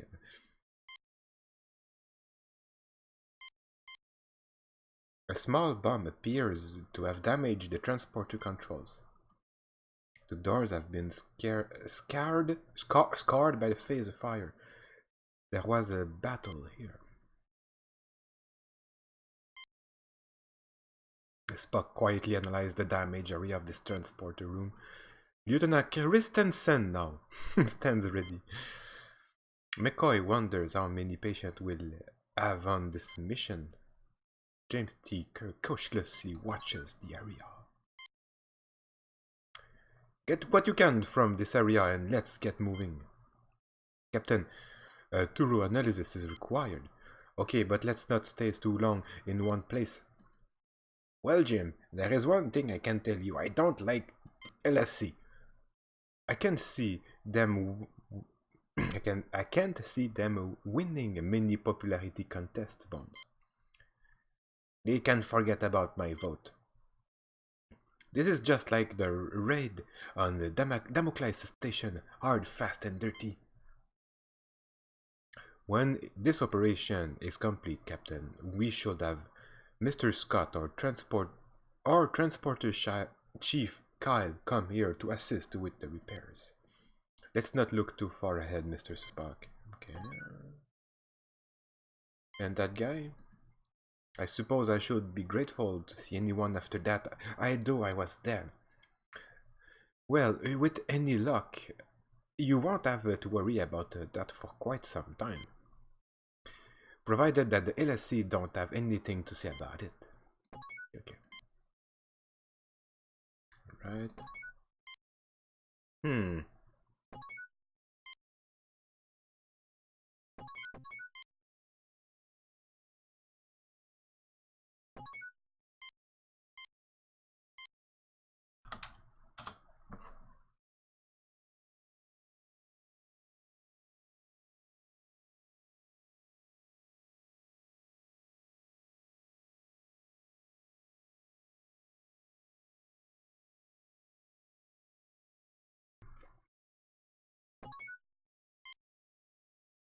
This view screen communication terminal has been damaged beyond repairs.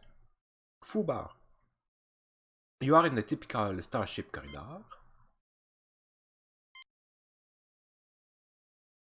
Some kind of a force field appears to cover the door. McCoy is fidgeting around. Lieutenant Christensen is carefully watching the hallway. Spock is analyzing the surrounding. You are James Tiberius Kirk, Captain. Okay, let's stop messing around. Twisted debris has been scattered along the side of the corridor.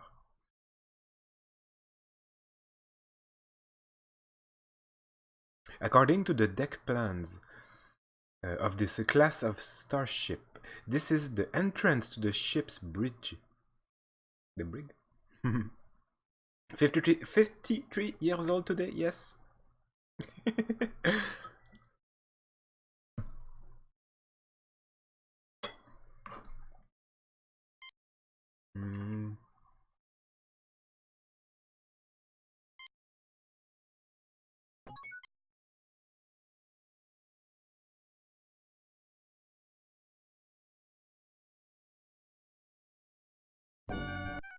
Oh no! No, not kill. Hey, what are you doing here?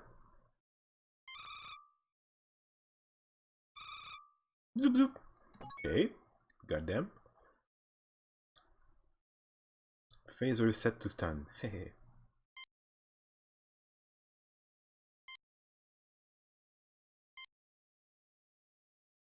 This appears to be the button that turns the bridge force field on and off. You are in the bridge of the Masada. 9 of the crew members, the brig, not the bridge. 9 of the crew members are held in the cell. 2 LSC guards lie on the floor.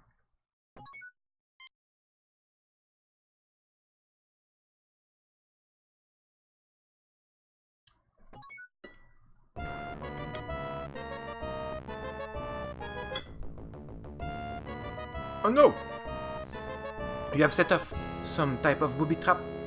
The force field protected you from the blast, but everyone inside the bridge is dead. No! No!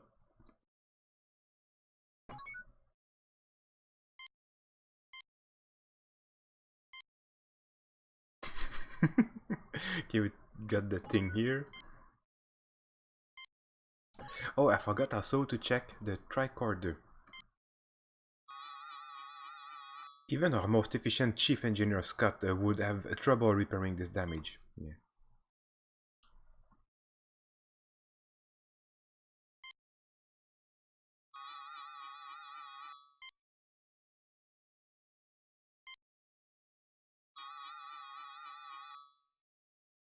Hmm?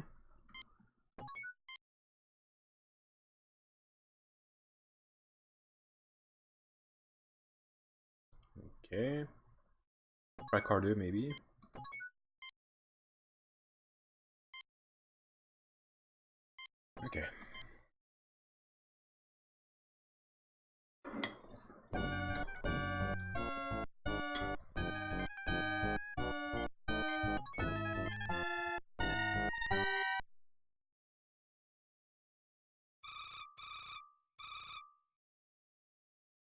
They are so slow. Alright.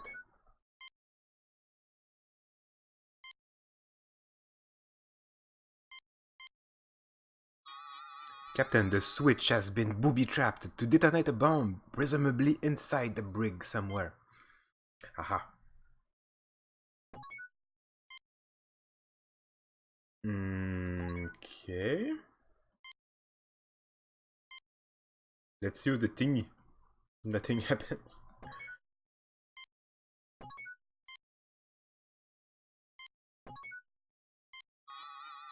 The crew is tired and have elevated signs from extreme stress, but they will survive. They have turned this freighter into a gulag, a black hole of Calcutta. I see that the LSE live up to their reputation, Captain. I'm just a security officer, sir. I don't like the looks of this. Me neither.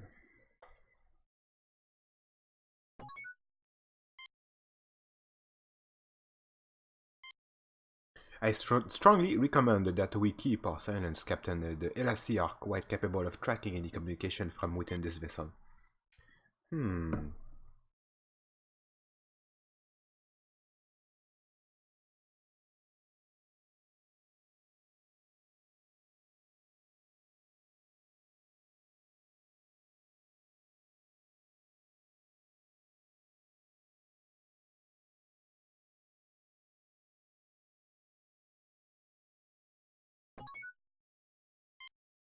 Aha!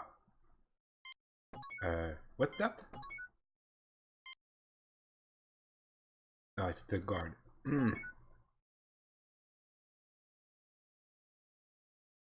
Outside, maybe?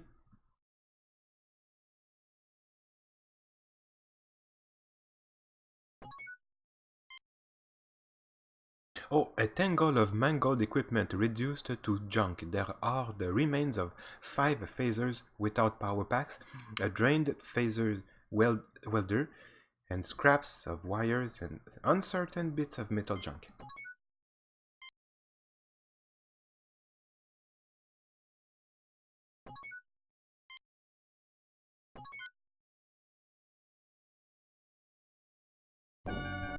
Oh! The one that gets stunned again. Subs up. Oh, okay. Some scrap metal found in the corridor. Scrap wires found in the corridor. A phaser welder, it is without power. These weapons are powerless, having been shorn out of their power packs.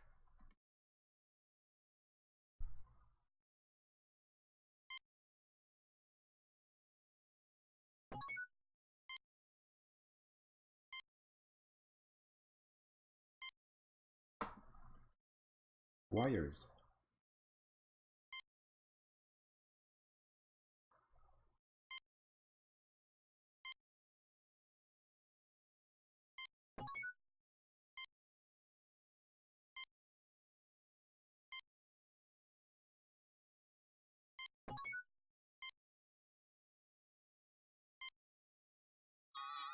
The pirates won't wake up for a while, but they are going to be quite unhappy when they do. I recommend that we aren't here when they wake. Another typo with a dot here. Typo. Third typo tonight.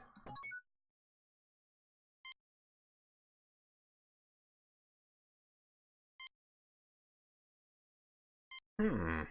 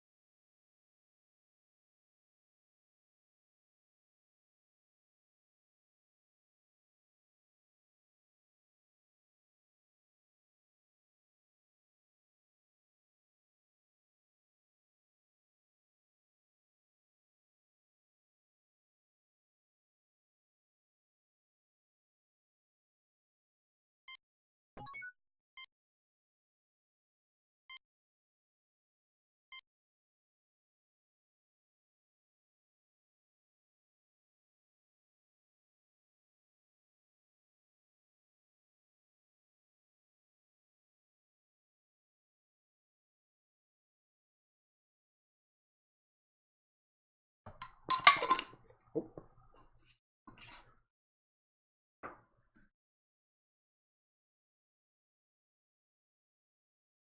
Sorry, I was muted.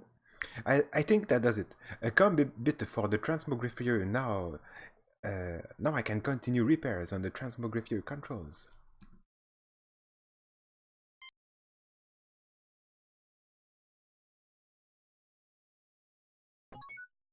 Repair them with this.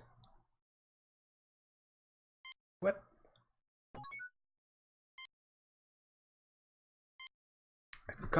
This metal device looks like it fits into something else.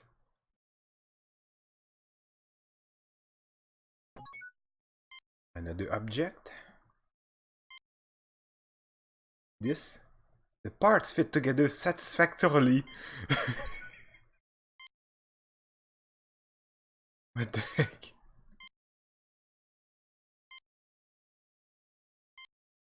The Runcinate transmogrifier fitted with the comb bit, an important engineering tool. Okay. No. What the hell?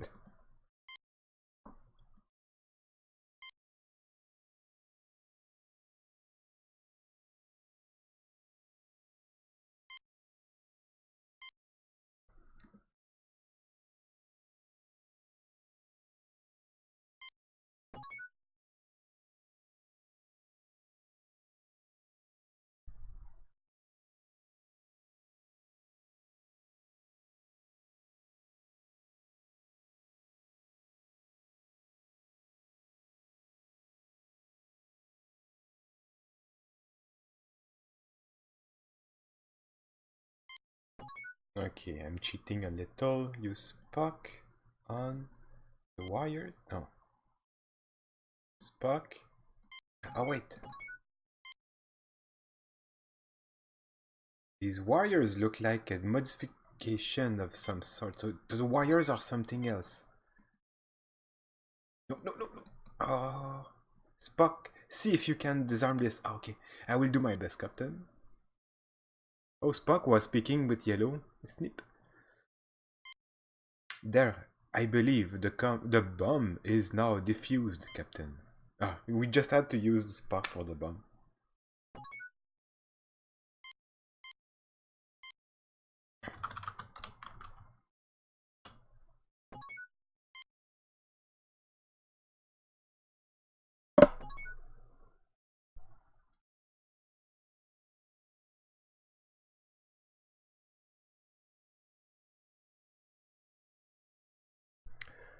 Thank you for freeing us, Captain. This is the Masada crewman. We will secure this area so they don't come up behind you. We've had electrical problems with the door to our bridge, Captain. The LSC don't know. We put in an electric shutdown device. You'd never find it by chance.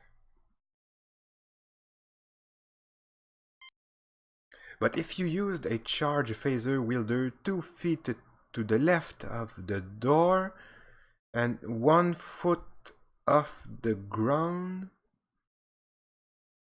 you will you might be able to shut down the force field and get a jump on the LSC. So use the charge phaser wielder 2 feet to the left of the door and 1 foot off the ground.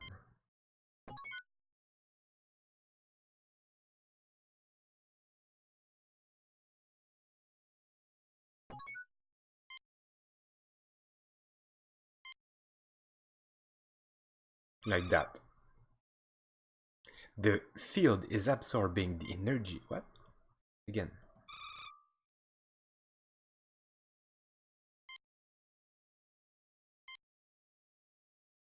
Like 2 feet and 1 foot.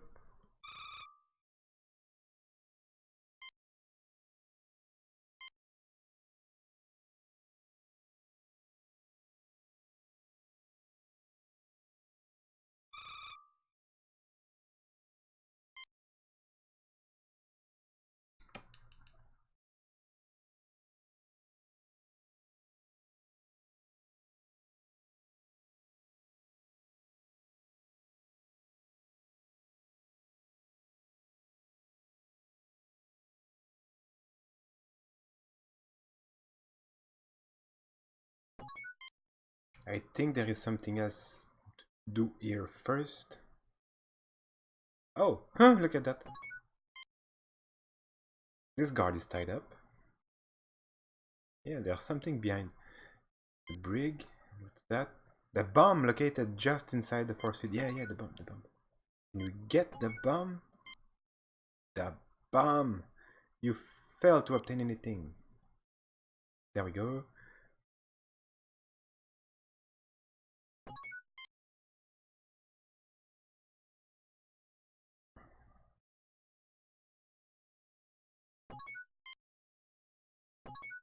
Okay.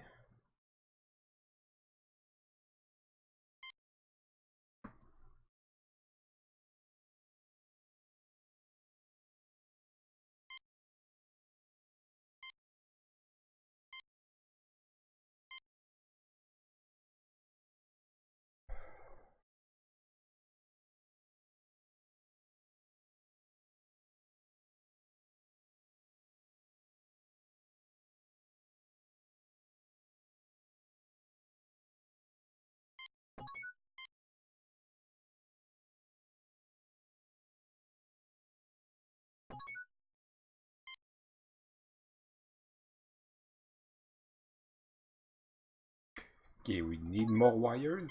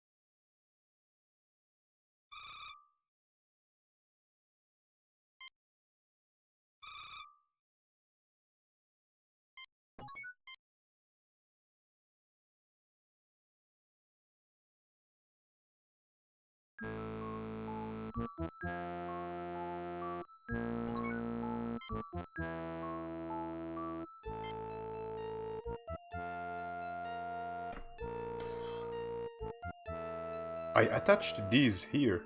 Now all I need is a spare length of wiring. We have wiring.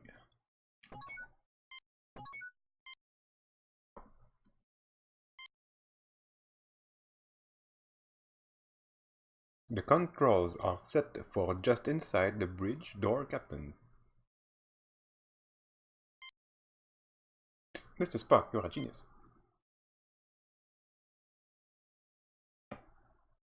I wouldn't go that far, Jim, but I do have to congratulate you, Mr. Spock.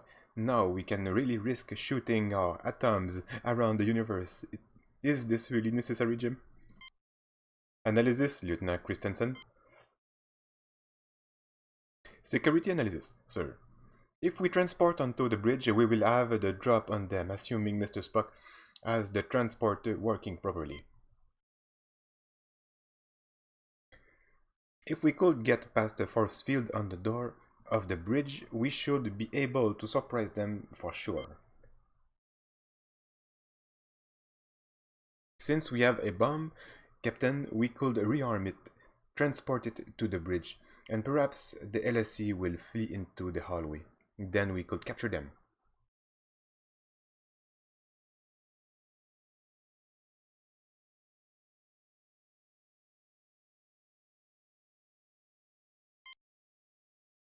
And any hostages on the bridge will be killed when the bomb goes off. No, Jim, that's inhuman.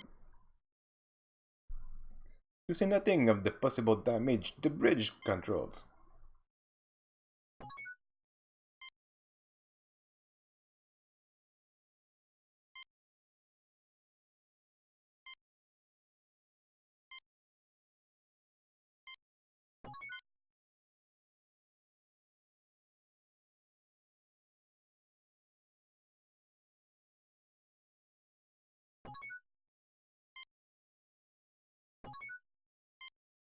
Okay, here goes nothing.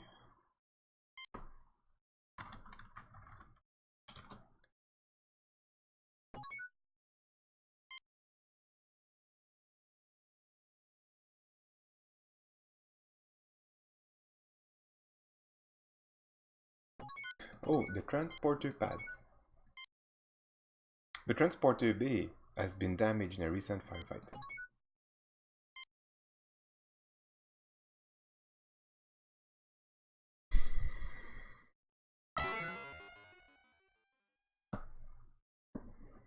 I'm going to have a word for you, Spock, if we appears inside the door.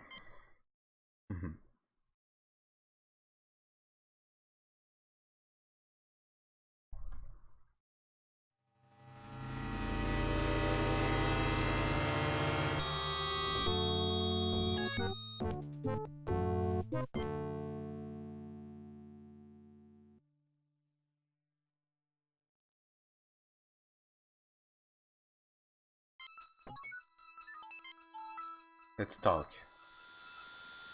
It's over, Sarah, surrender, and I will guarantee the life of you and your crew. Freeze, you murderous scum. No, vaporize.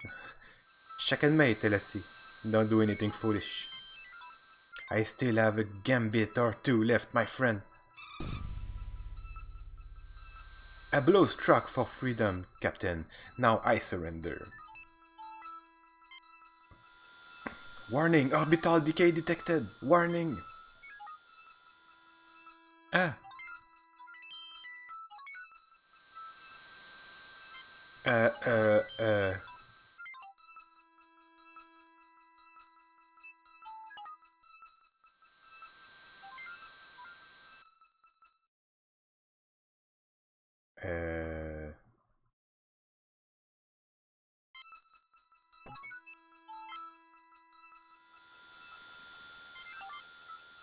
Spock? I'm a doctor. Captain, I recommend that Mr. Sulu stabilize the Masada's orbit from the Enterprise. Mr. Sulu, we need some help over here. Aye, Captain. Using prefix code override to stabilize Masada's orbit. Sulu out. Orbit stabilized. Warning cancelled. Scotty, beam down the security team to the bridge. We have regained control.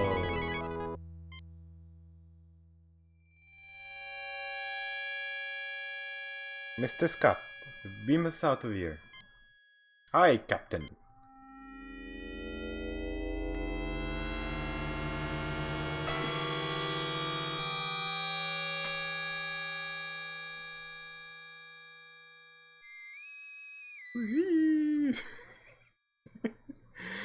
That's the hailing sound. Message from Starfleet, not hailing, and communications. Anyway. On screen.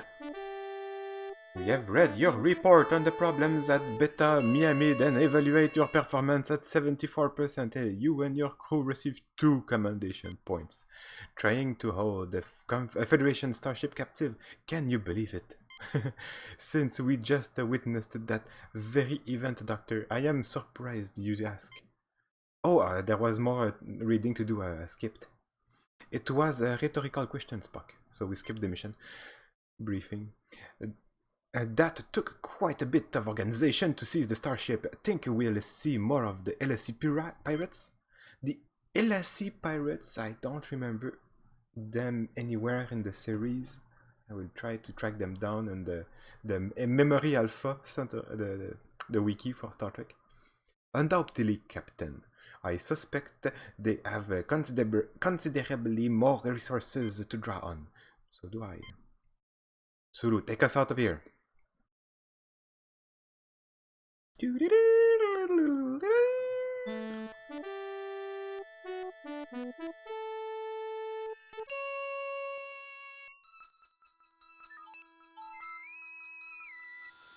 Coded message from Starfleet.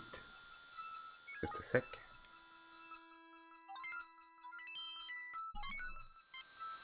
On screen. Oh, that's the mission. Okay. It's okay. A raid across the Romulan neutral zone has placed the Starfleet research station ARC-7 in jeopardy. Proceed immediately to ARC-7 and determine the status of the station. Good luck, Jim. So, as I understand, you just have to click anywhere. It's weird. We have arrived at ARC-7. Yeah. That makes sense. Romulan ship decloaking, Captain. Message from the Romulan ship, sir.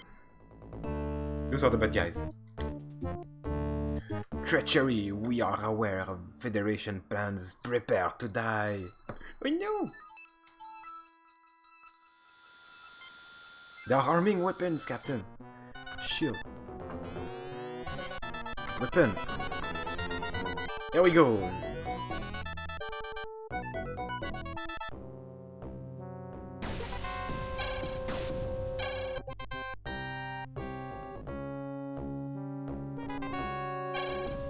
Oh, they are cloaking.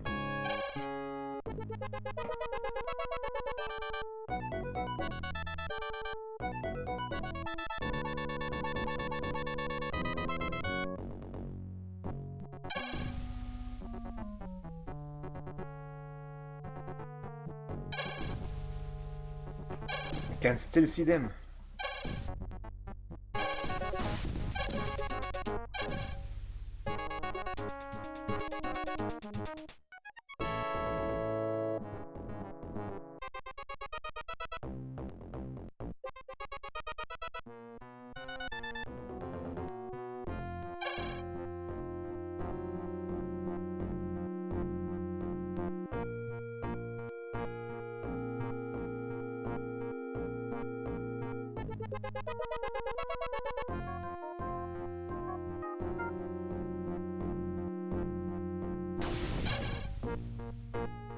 The battles are quite slow in this game.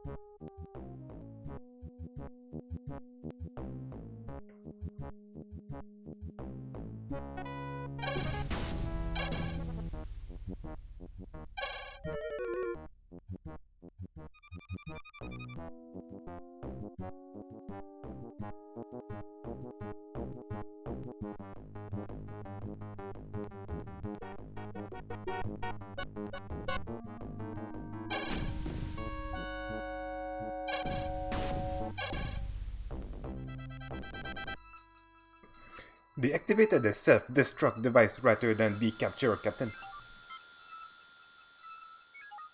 Resuming course to Arc 7, Captain.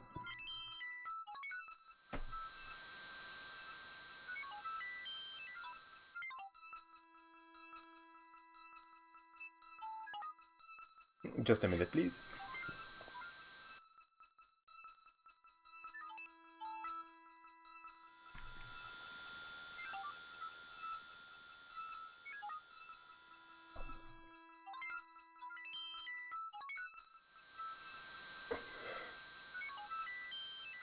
Okay.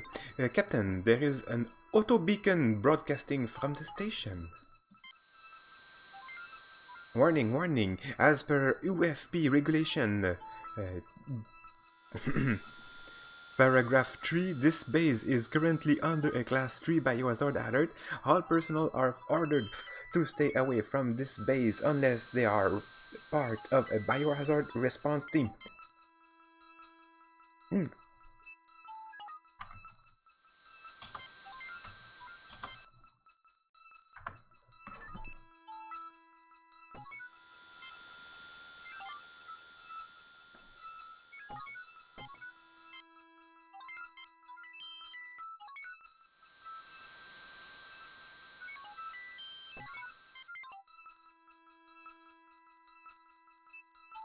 Captain, sensors indicate a breathable atmosphere in the space station.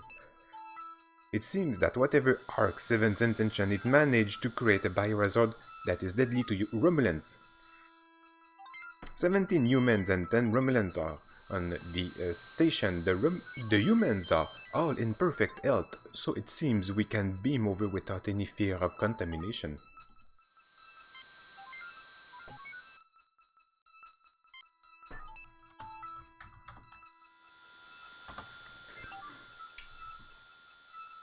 The Romulans, a race descended from Vulcan stock, but one that did not reject aggression as the Vulcans did.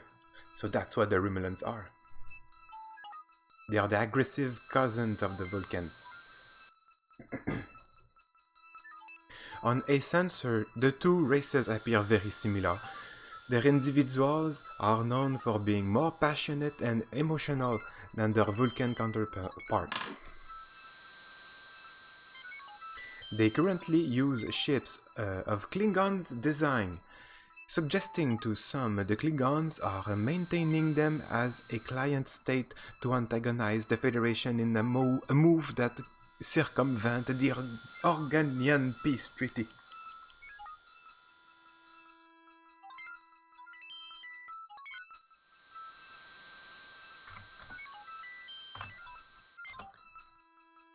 Deft-gripped Vulcan. A Vulcan martial maneuver, inspired by human fascination with proto-Vulcan hand-to-hand combat techniques. The Vulcan Deft Grip has been depicted in several cinematic productions on ancient Vulcan. Though no actual Deft Grip technique is known, the larger-than-life depiction of this hold is captured the imagination of many cultures, and even Klingons and Romulans believe that Vulcans practice this technique, and Spock is one of them. Also, Vulcans, one of the most prominent members of the Federation, a society devoted to logic and pacifism. The concept of the Edict and Gnome are only two of their contributions to philosophy. Famous Vulcan include Surak, Sarek, and T'Pau. Vulcan is also the residence of the human poet Virkan. Sarek is Spock's father.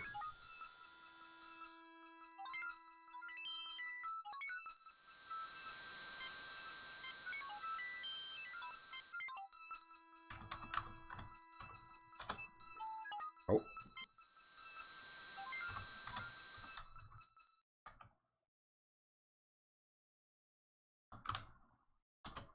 Okay.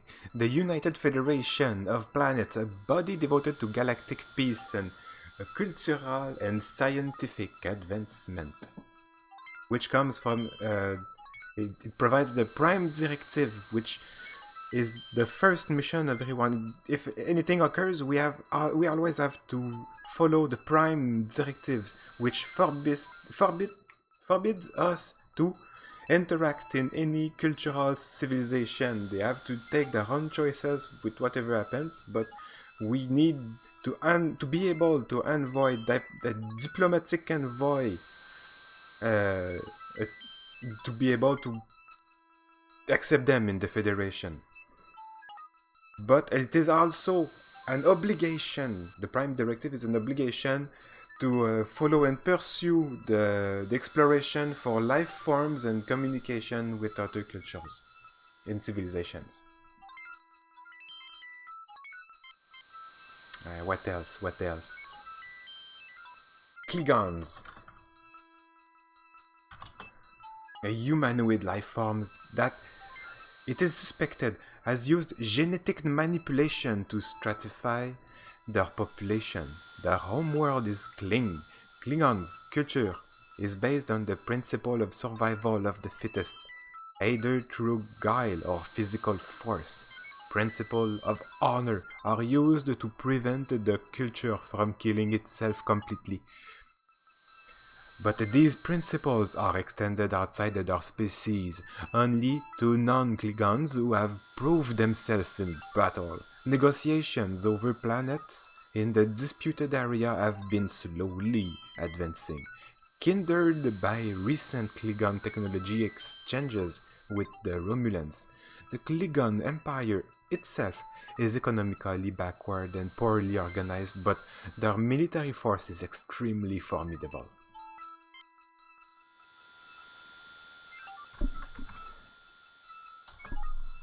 Ferengi are in the next generation. They are not part of the original series.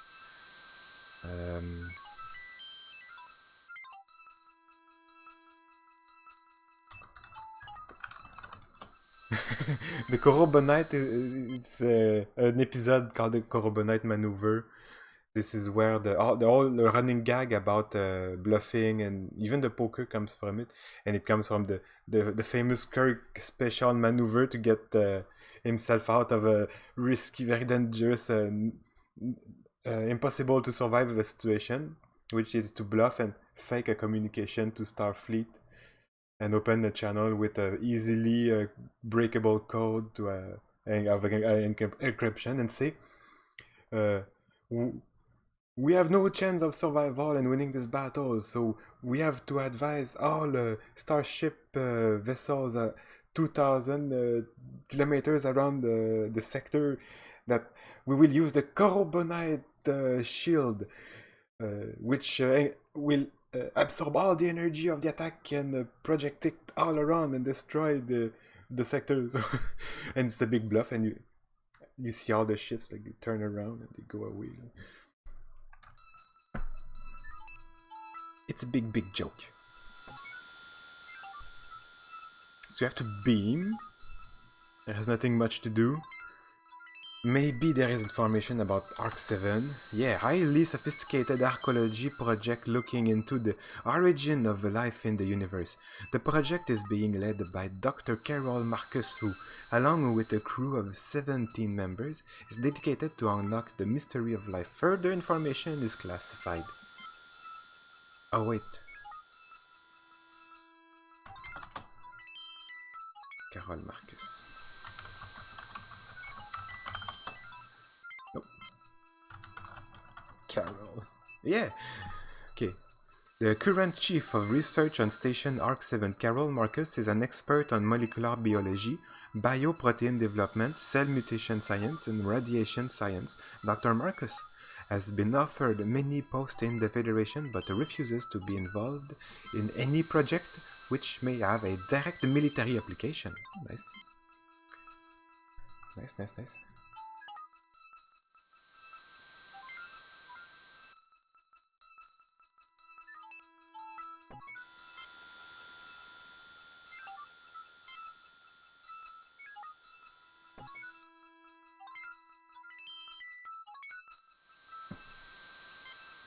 We have earned 5 points.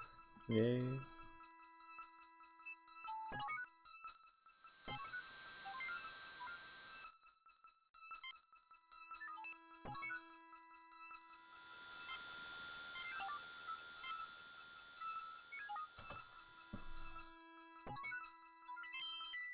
Spock, come with me. Mr. Scott, you have the con.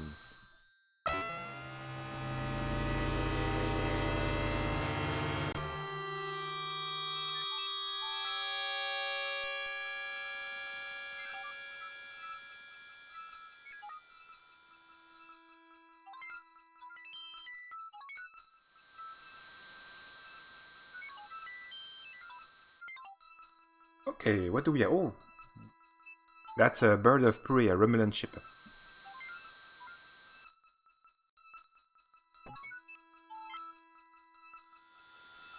You are on the bridge of the Arc 7. A Romulan bird of prey hovers menacingly on the view screen. This is a heavily secured door leading to another section of the station. Its access code has been breached. This is a standard door leading to another room on this deck. This computer terminal is linked into the station's main computer. It is currently running an open file of log programs.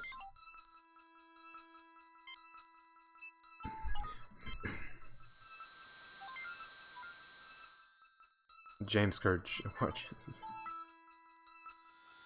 Always the same comments here. Oh, who's this guy now? Lieutenant Ferris watches the exit carefully. Hey, Ferris. This is a very dangerous situation, sir. We should proceed with caution. McCoy, this is a nice view of the Romulan ship. How count 14? Nothing unusual here, Captain. Though the station's computer may be able to tell us something. Strange that the bridge is empty. Stay sharp, everyone. The station's computer systems might give us some answers. Spock, check out the station's computer and see what you can dig up. Dr. Maker's log supplemental. Continued testing on the Ouroboros virus confirms its potential harmful effects on Romulan Vulcan's humanoids. As long as the spill has been cleaned up, we will sterilize both labs and purge the circulation system to make sure no traces of the virus will remain viable. Then all research files must be erased. We must leave no chance that this terrible accident will ever be repeated. Doctor, you may be interested in the medical data file appended to the log. So we will take a koi with the log, go. Now that's interesting. There's more here. All of Dr. Marcus's research data on the Ouroboros virus. Let me see. Virus, growth patterns, pneumococcal mimic, affecting Romulo-Vulcan genotype, alveoli, involvement in poison. This bug works fast.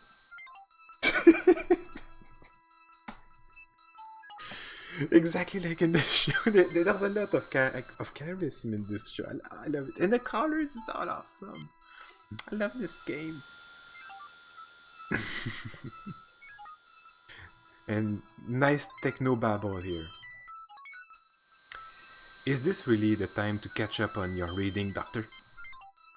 Now listen here, you pointy gentlemen. I think we have more pressing problems. Jim, there is an appended medical database online. Also, it would be useful for me to experiment on how the virus grows in the presence of different gases. I'm sure the station has the necessary equipment.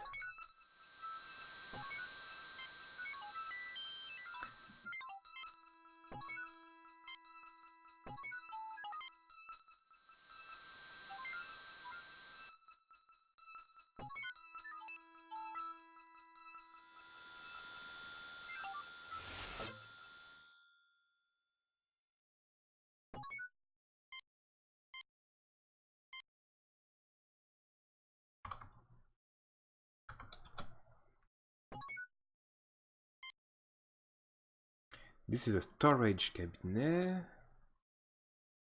The science lab. A door. An Ardak 1000.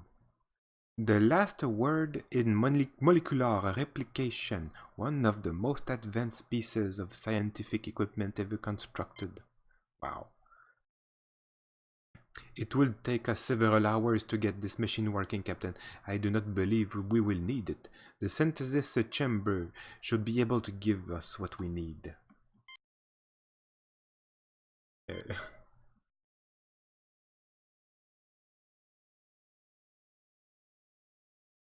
This is a synthesizer used to combine and replicate the chemicals and forms new compound. And this particular model has twin gas feds. Gas tank marked O2 and H2.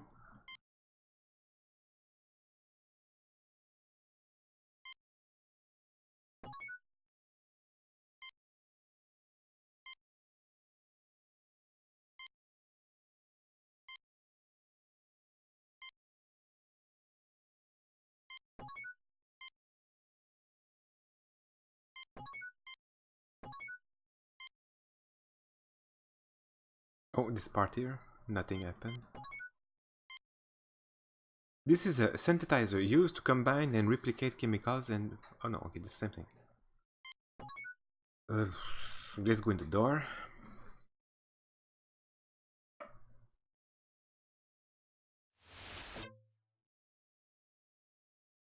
Oh boy.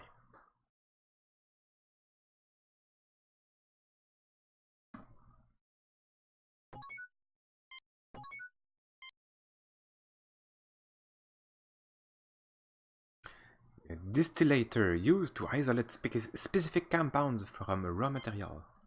And this is the research lab with lots of expensive equipment.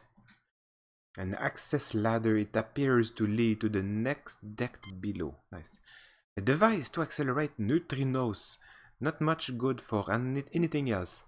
They talk about neutrinos with wormholes to travel from one point to another. They are all unstable, so you have to be lucky to catch one. But the story of Deep Space One is one of a far-fetched space station which is disputed against the Romulan Empire and the Bajora civilization. They have a little a planet with a little expansion around the solar system, and the space station is just next to the first discovered stable wormhole that reaches across the galaxy in the Gamma sector, where there is a big, unknown, mysterious empire called the Dominion, controlled by the founders who are changeling shapeshifters, just like Otto in Deep Space Nine, which is an outlander. An orphan of that.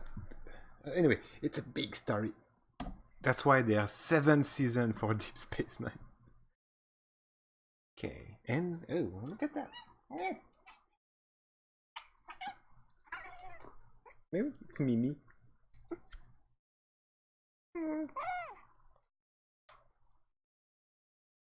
Oh. Okay. We were talking about neutrinos, alright. The device is used for rapid reproduction of virus cultures in the presence of suspected anti-agent. This is a large engineering safety door with heavy shielding. Its entry code seems to be breached. Okay. And this is the standard dorm leading to another room on this deck. This is a large refrigeration unit. There's so much stuff here.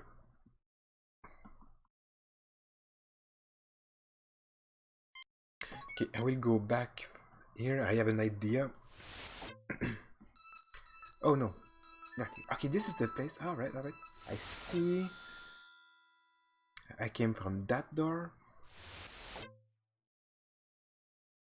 I forgot about the storage cabinet.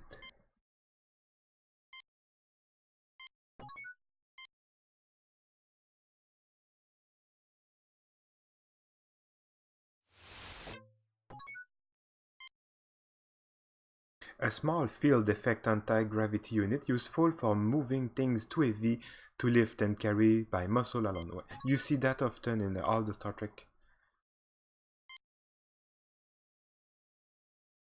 Very cool. Weak muscles? Scrawny security officers can't budge equipment?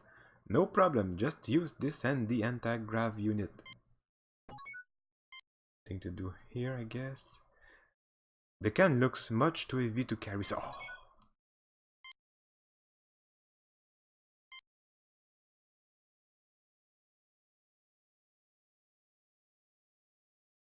You attach the anti-grav unit to the gas tank. It can be moved freely.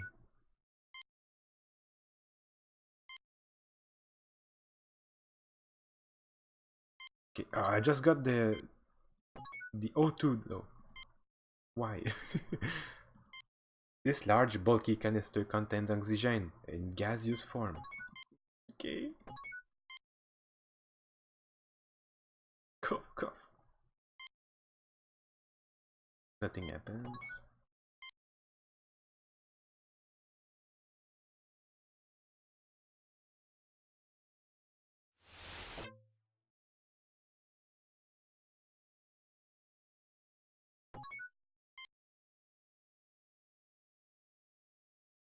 The nozzle is empty. Ah, nozzle.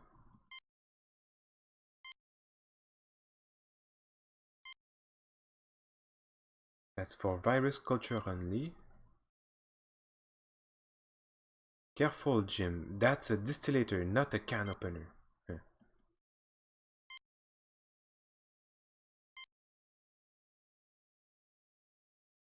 Freezer unit.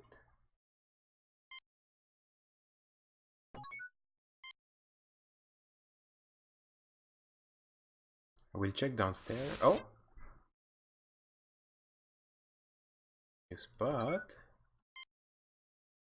Turbines of a Cochrane 500 class fusion drive manufactured over centuries ago. A century ago on Alpha Centauri. Yeah, Romulans come from Alpha Centauri. I didn't realize that they used these old fusion reactor anymore. Actually, Doctor, as Mr. Scott will tell you, the Cochrane 500 is renowned for its reliability and perfectly suited for a station of this size. It's like a Volvo. A Volvo engine. Hey, this thing is real old, isn't it?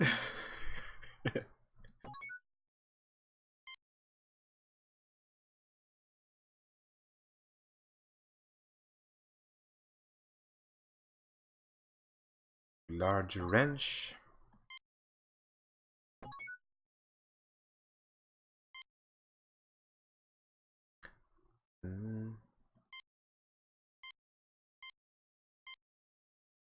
This is the engineering center for the Arc 7 space station.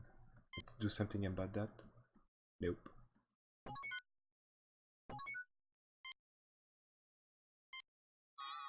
The fusion reactor is functioning at peak efficiency. There is no need to tamper it with its current operation.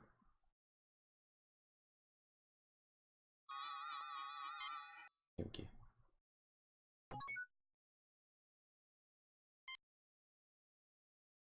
Captain, the fusion reactor doesn't seem to have been tampered with. I suggest we leave the controls as they are. Sir, I will watch the door so we don't get cornered. The station's fusion reactor, very nice. What are we going to tour next? The ventilation system? At least all this equipment appears to be operating. Okay. Wait, what? No, there is something else there.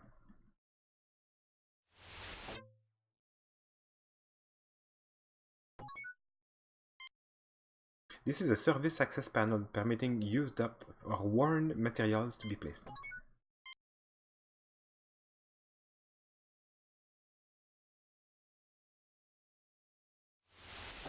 The panel opens. You see a gas tank labeled N2 with its feed lines running deeper to the wall.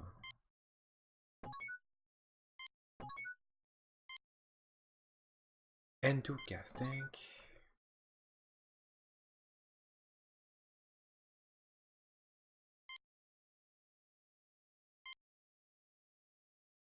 The anti-grav unit hums and emits the stink of ozone before it fell safe. The unit cannot lift something fastened to the body of the station, Captain. The tank must be detached first. The tank is large and heavy with its feed lines firmly attached.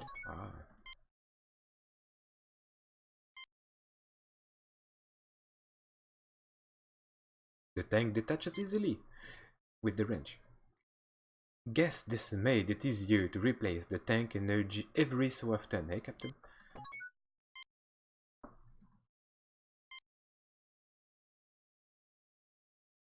You attach the anti-grav unit to the gas tank, it can be moved freely. Sure beats hauling it around on our back, sir.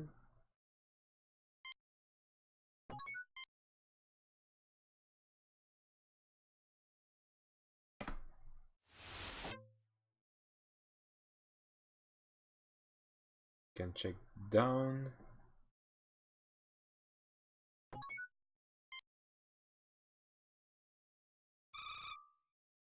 Oh, watch out, sir. It looks like the Romulans have taken control of the lower decks.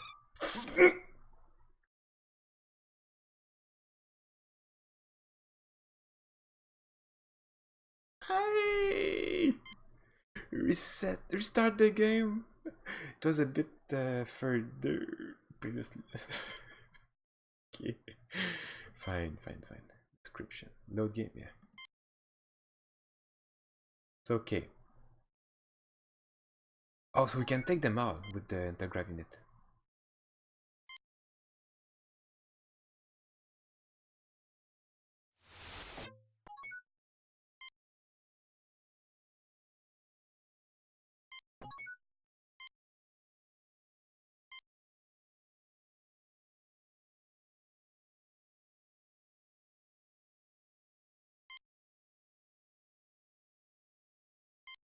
Okay, easy. Oh, wait. Okay, let's go.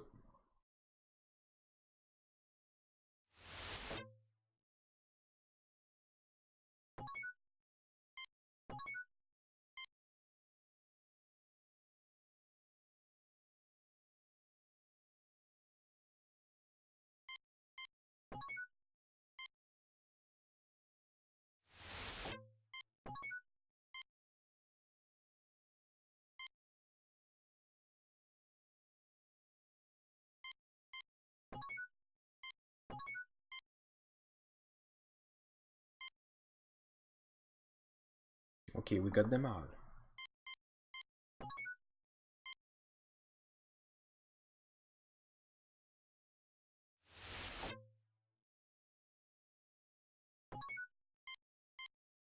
Don't know what to do now. No. Okay, this is a very well-equipped laboratory, Captain. Perhaps Dr. McCarr could be some use here. Jim, this lab is incredible. What I wouldn't give to have some of this equipment on the Enterprise.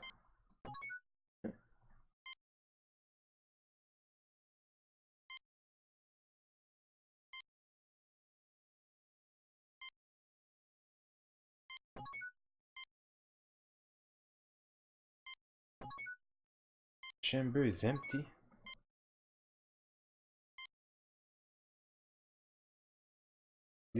That nozzle is for anti-agent on anti-agent.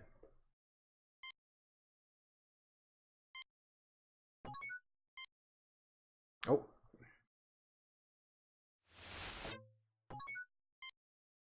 This refrigerator has a number of specimen dishes inside. Oh.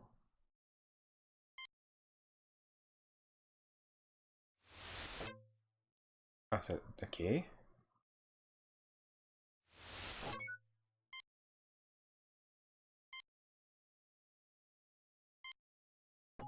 Nothing.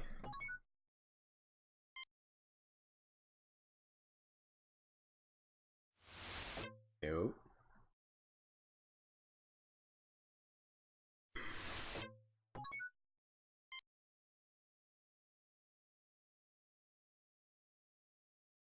Not interesting anyway.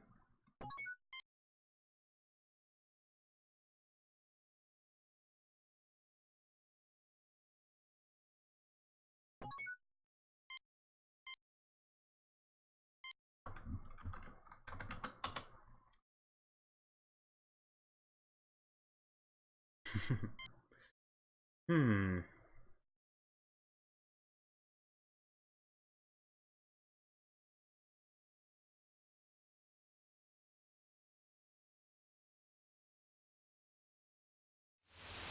Let's have a look around.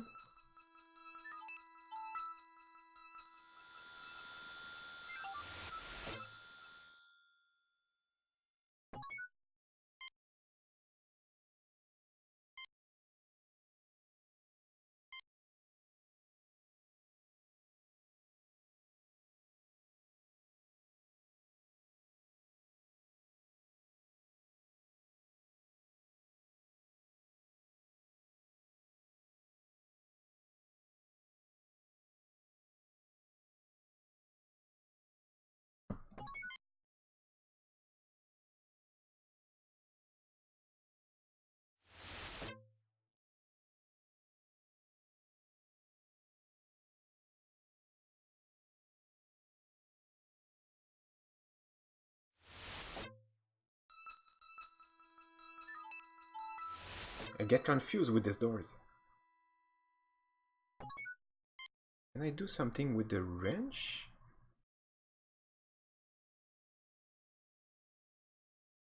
Gas feed is on. Yeah. Off.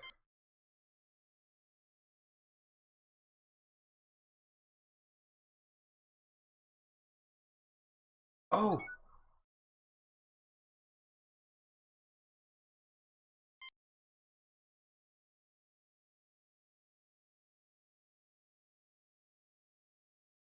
Whoa.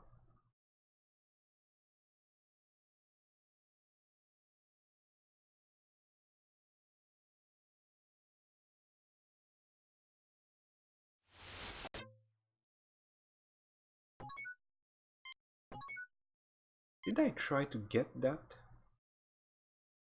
Apparently not. Ouroboros virus culture taken. Ah, right, okay. Keep that close. That was the mission.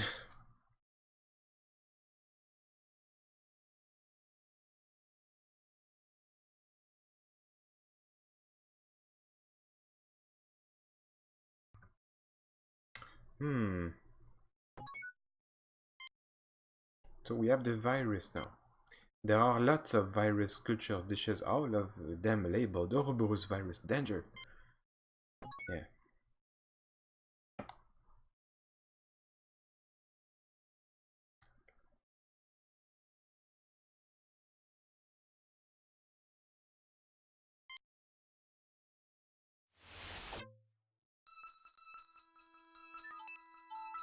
Wrong door again. Wait. Are there stuff here? This is a synthesizer used to combine and replicate chemicals. If I use them, nothing happens. Yep, no. What?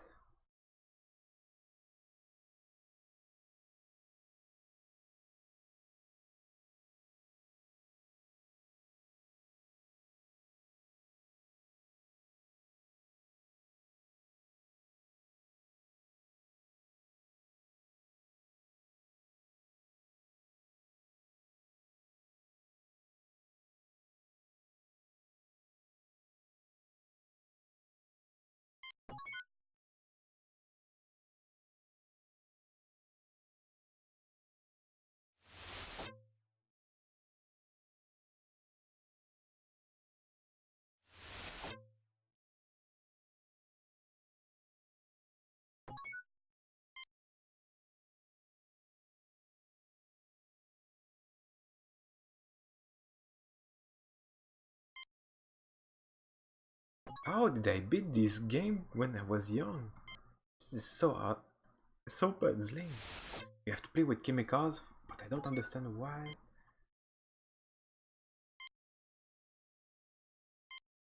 Nope.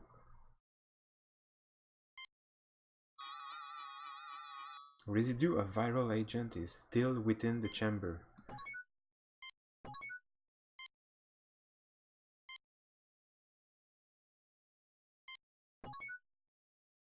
Oh, this is for anti-grav unit. Nozzle is for anti-agents only, not anti-grav. Anti-agents.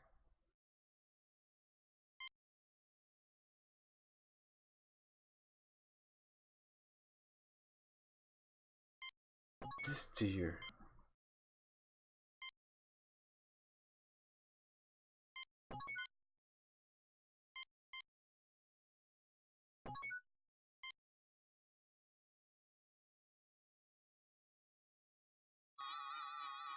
A Krigelian 2 basic compound distillator. Excellent piece of equipment for reducing complex materials to their basic compound. Complex material. Yeah.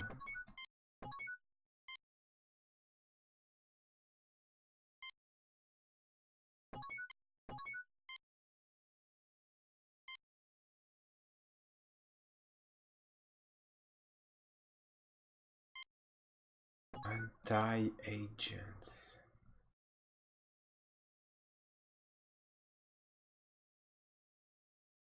Don't feel very well, Captain.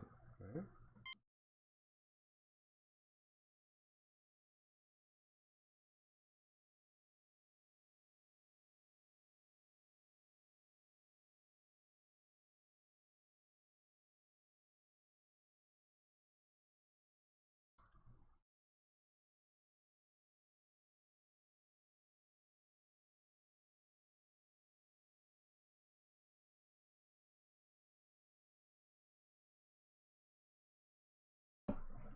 There is something else here.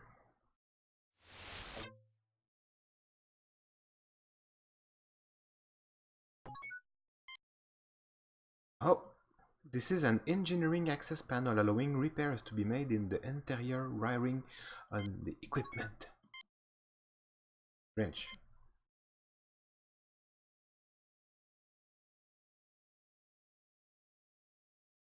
The panel is open. You see vast quantities of dust and stripped insulation from wiring repairs made to the console in the past. There is a pile of stripped insulation that fell out of the engineering access panel. Insulation.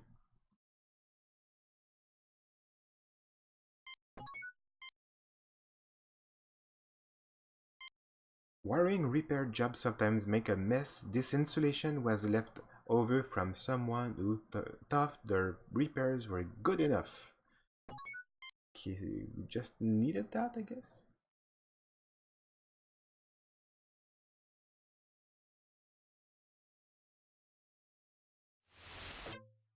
Oh, of course. Of course we need that.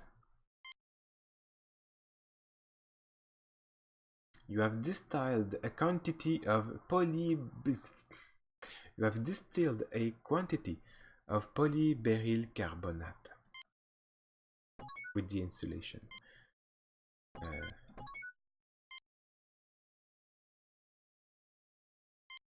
This container contains polyberyl carbonate produced from insulation.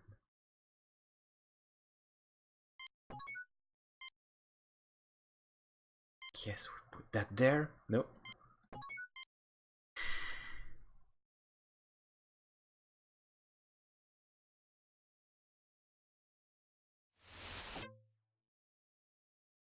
Okay, let's put the canisters back.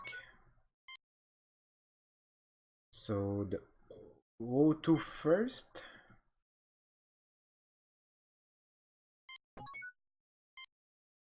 That thing now, H2.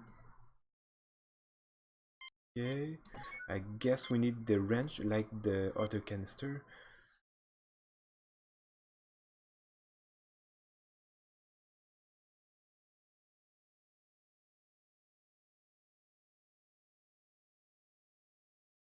Yes.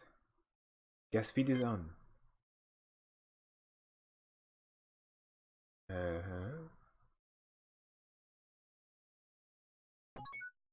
Synthetizer now. Ah, it works. The machine synthesizes a liter of pure water. A clean drink of water, but I don't see its application in the context of our difficulties, Captain.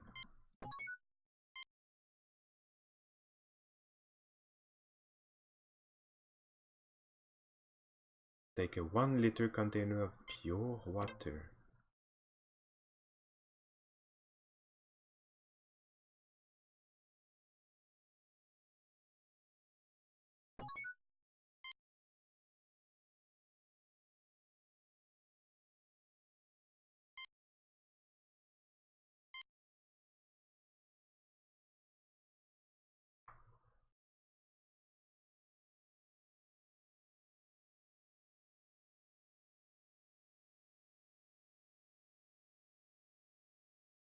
Fascinating, Captain, but it doesn't appear to get on any closer to our approach. To our goal.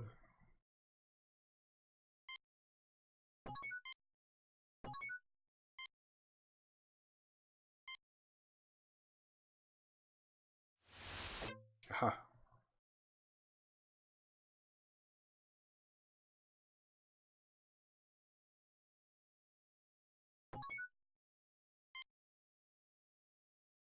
Now what?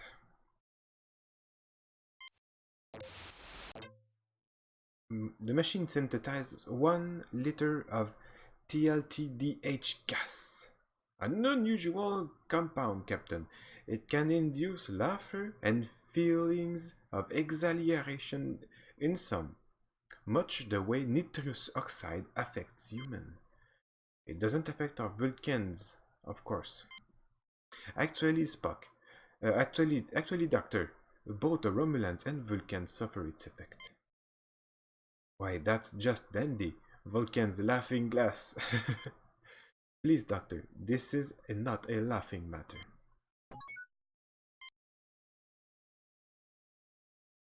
What do we do with these? Back here, I guess.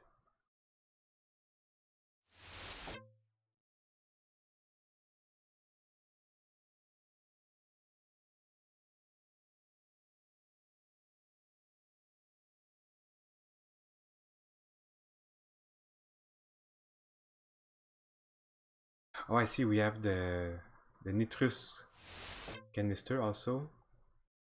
So we'll have to put it here.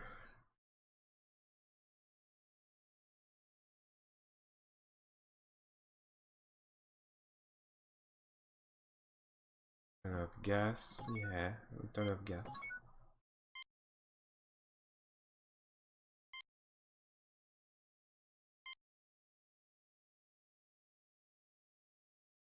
Gas feed off.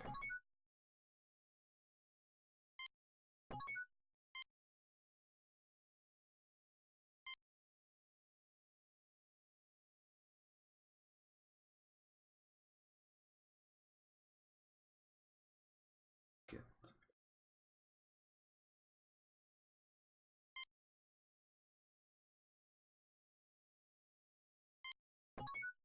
Okay, we'll try the O2 and put the nitro instead.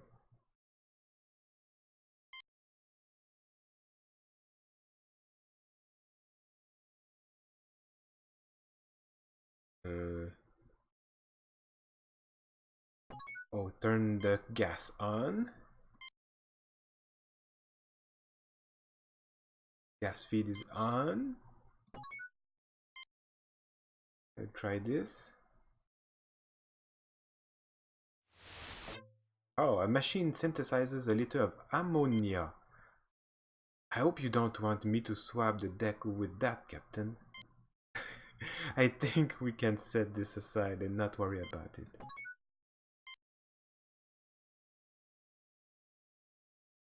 Okay. Ammonia. Now what?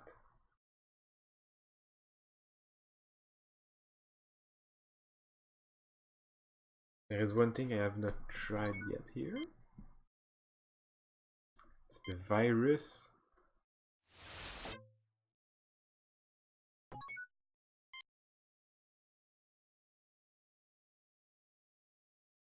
The machine synthesizes a quantity of colorless goo. I don't think that's useful in your experiment, Doctor. You're wrong, Spock. Look, the virus culture has been eliminated. That's why it's clear. It'd be more useful for me to see how the virus might grow in the presence of a limited quantity of ammonia gas.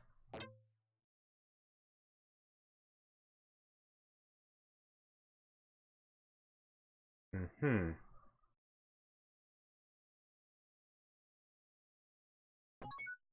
Bones. Bones. I certainly see no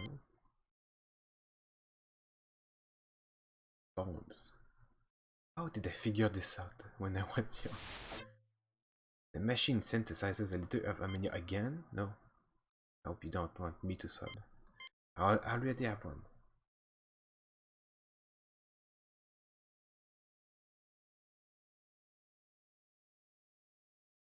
Ah, okay, okay.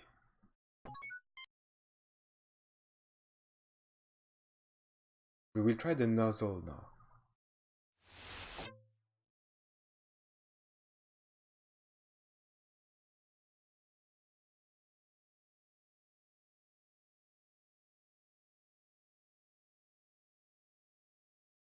Captain, I would highly recommend finding a cure soon. I do not know how much longer I can fight this sickness.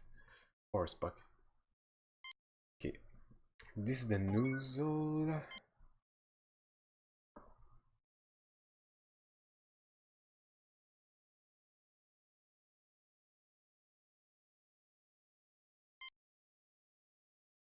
I'm following the walkthrough at this point. It's impossible.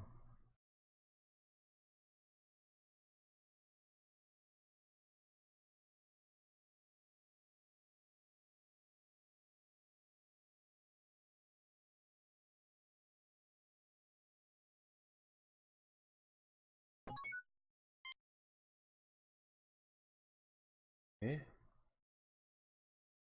Okay, I need one more virus, like.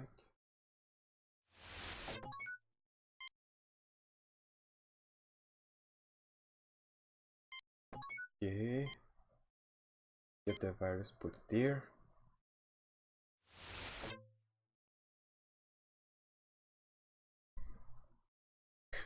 Wow.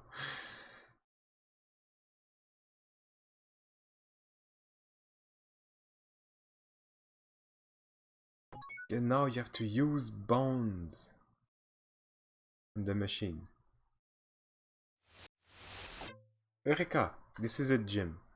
There is not much, but all I need to do is synthesize some more, and we're in business.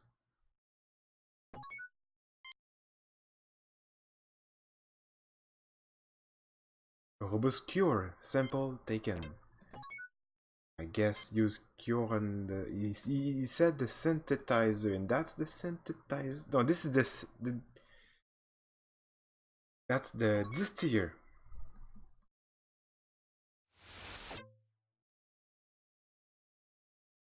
That's the synthetizer. I have to remove this.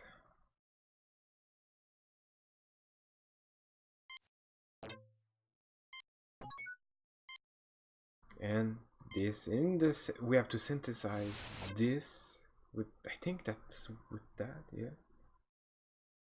Use synthetizer. There goes nothing. Oh, wow.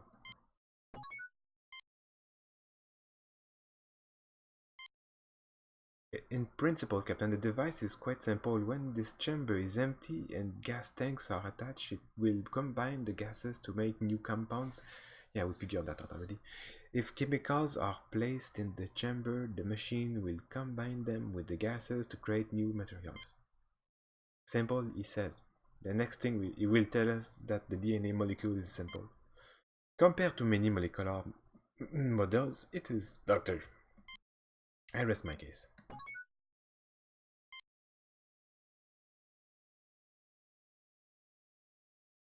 Hypo syringe with Ouroboros toxin cure. Use the sentence.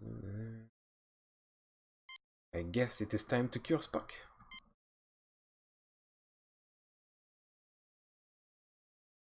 The cure teleported into Dr. McCoy's pocket, I guess. There, Spock, you are cured. Thank you, Doctor. Finally, a human response. Raises an eyebrow. Okay, now what? Now we are cured.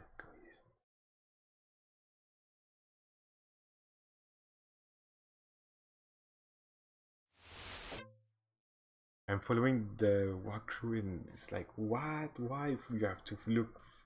I wouldn't be able without the walkthrough. It's impossible. I don't believe that.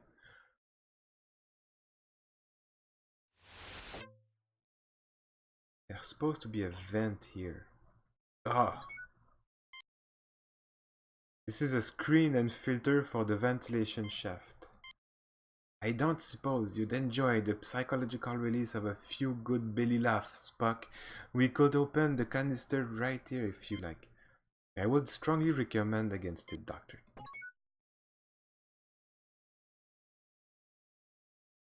So... maybe we use one of these... those gases. What's that again? The infamous Romulan laughing gas. Or... yeah, we'll try the laughing gas. Try to do something with that. Why do we have water though? The gas hisses out of the container into the air.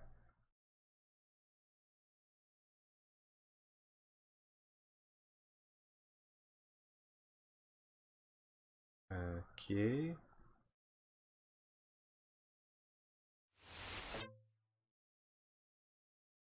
Okay.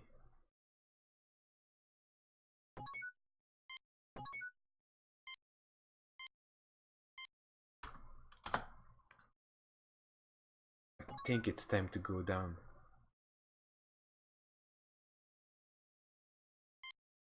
No other way.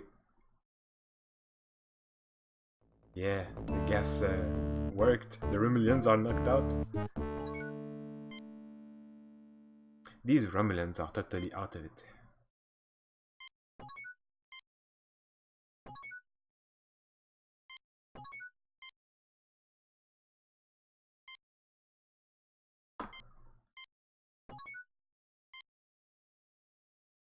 This is the Arc-7's crew quarters. There are only Romulans here. To boldly go... no, to go bold like... ah, forget it. This door leads to another section of the base. Restricted, huh?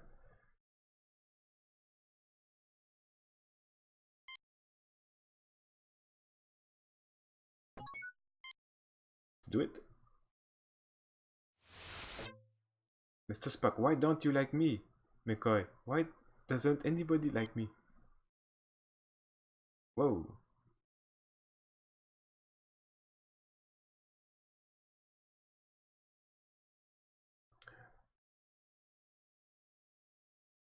Wait, I forgot something here.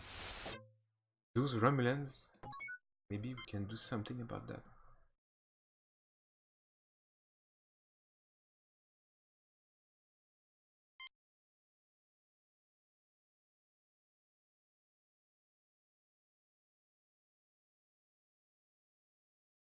Yeah, we can revive them.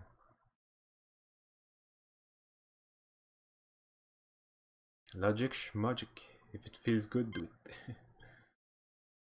The Romulans stir weakly, then begins to get up. They have all been cured. They are severely dehydrated, like me. It's okay, I have lots of water. But they will live. We got to them in time. Oh,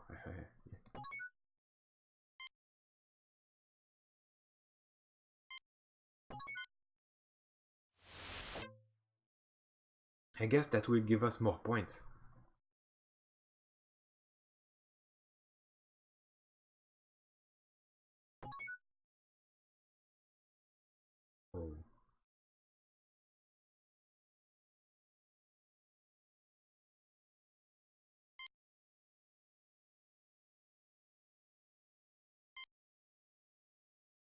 Careful there. He is suffering from dehydration, but it's dangerous to give water to someone while they are unconscious. This man needs serum. Oh, yeah, for serum.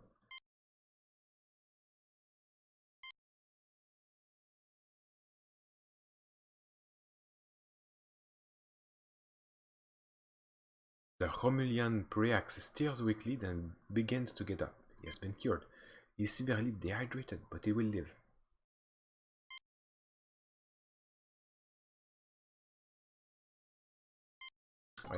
The water also.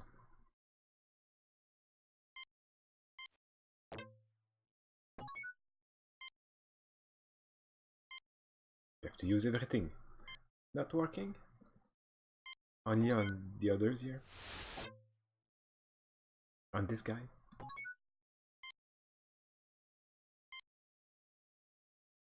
You?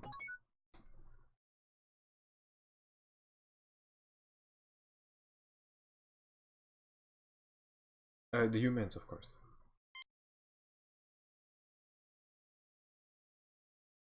Took our sweet time.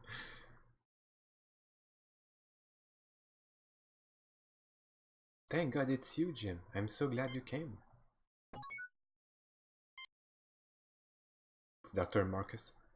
Carol. Thank you for saving our station, Jim. And Cheever. It's about time someone got here. Fascinating equipment. I believe I have seen this sort of equipment someplace before. We are testing the effect of radiation on combination of a simple and complex molecules. We are trying to see what new forms of life are developed and how they compare to our own early development. Fascinating. Hey, who gave me this lousy haircut? This very strange comments from Spock here. An odd looking device, almost like a 20th century torpedo, fitted with an experimental gear.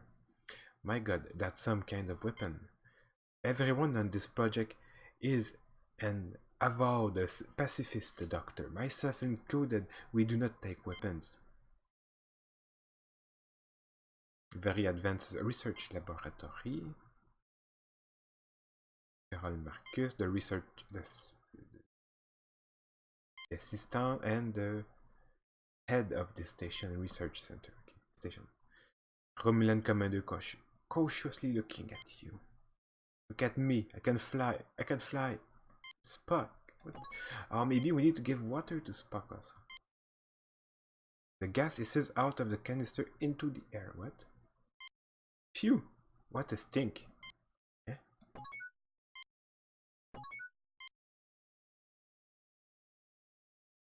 No more water. Talk to the Romulan. I have called Priax. I have called off the Romulan attack on the station core. I believe your virus was some kind of deliberate attack, but your great honor and compassion have convinced me otherwise. You also conducted yourself in the most honorable fashion, Centurion Priax. You may return to Romulan space without Federation interference. Or, I assure you, the Federation will never undertake such a foul program. It was all an accident, right, Dr. Marcus? Or, save it for someone who's buying Priax. You've got 20 minutes to get out of Federation space or we'll scatter your atoms across the quadrant.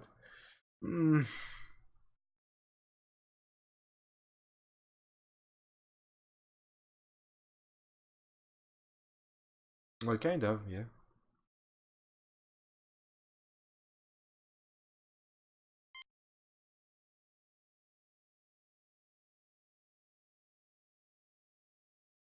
I don't know. We will take our leave now, but first I wish to bestow upon you the Romulan Eagle of Valor for saving the lives of me and my crew. Goodbye, Captain. You are an honorable adversary, Kirk. Jordan True. You are also a worthy opponent, Priax. May you live long and prosper. Raises an eyebrow from Spock. And Dr. McCoy says, "You will never cease to amaze me, Jim." Kirk says goodbye to Carol, goodbye, Jim. "Well, gentlemen, let's go home." But the Romulans, they take alliance.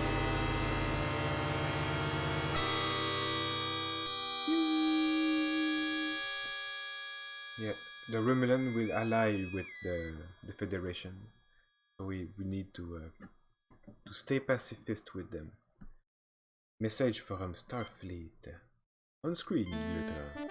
"We have read your report on the problems at Arc 7 and evaluate your performance at 79%. You and your crew receive 2 commendation points. Well done, Admiral. Keep up the good work." That's the 3rd one out of 7 missions. Okay. I wonder if I will see Carol again. Kirk is a romantic guy. He's a... Well, if you don't, you can always drown your sorrow in some Romulan hell. That's illegal, bombs. Tell that to the Romulans, Jim. I found a whole case they brought on board the Arc 7. It will never replace Scotch, Captain. That it won't, Scott.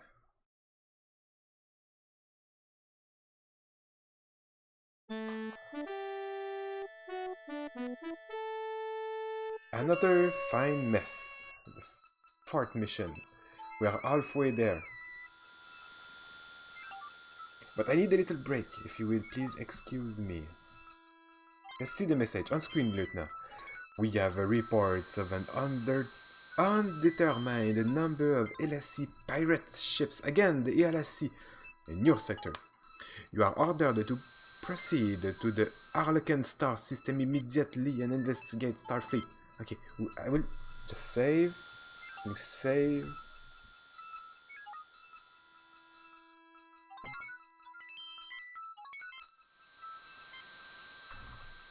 Too many game saver. Replace or delete a previous game.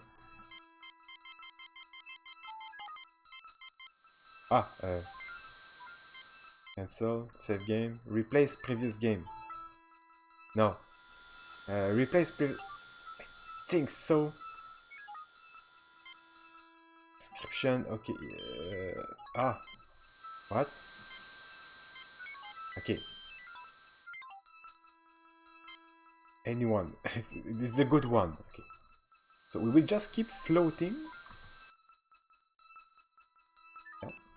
I will be right back.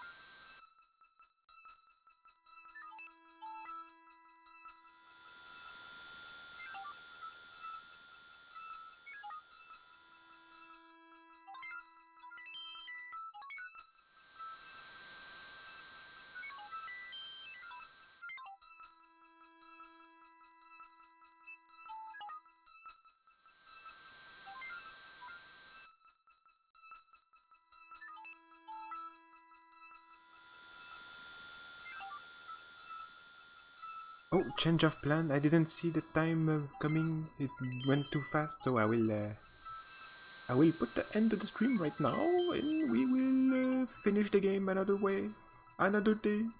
I am too tired. I have stuff to do tomorrow morning, so that's gonna be it for tonight. We will remember to load the good save game and quit the game. Quit.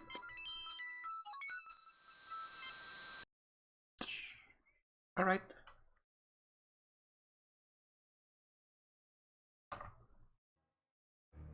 Thank you for watching, everyone. Good night. I infect the entire net. I have spread through systems, peoples, and cities from this place, mainframe.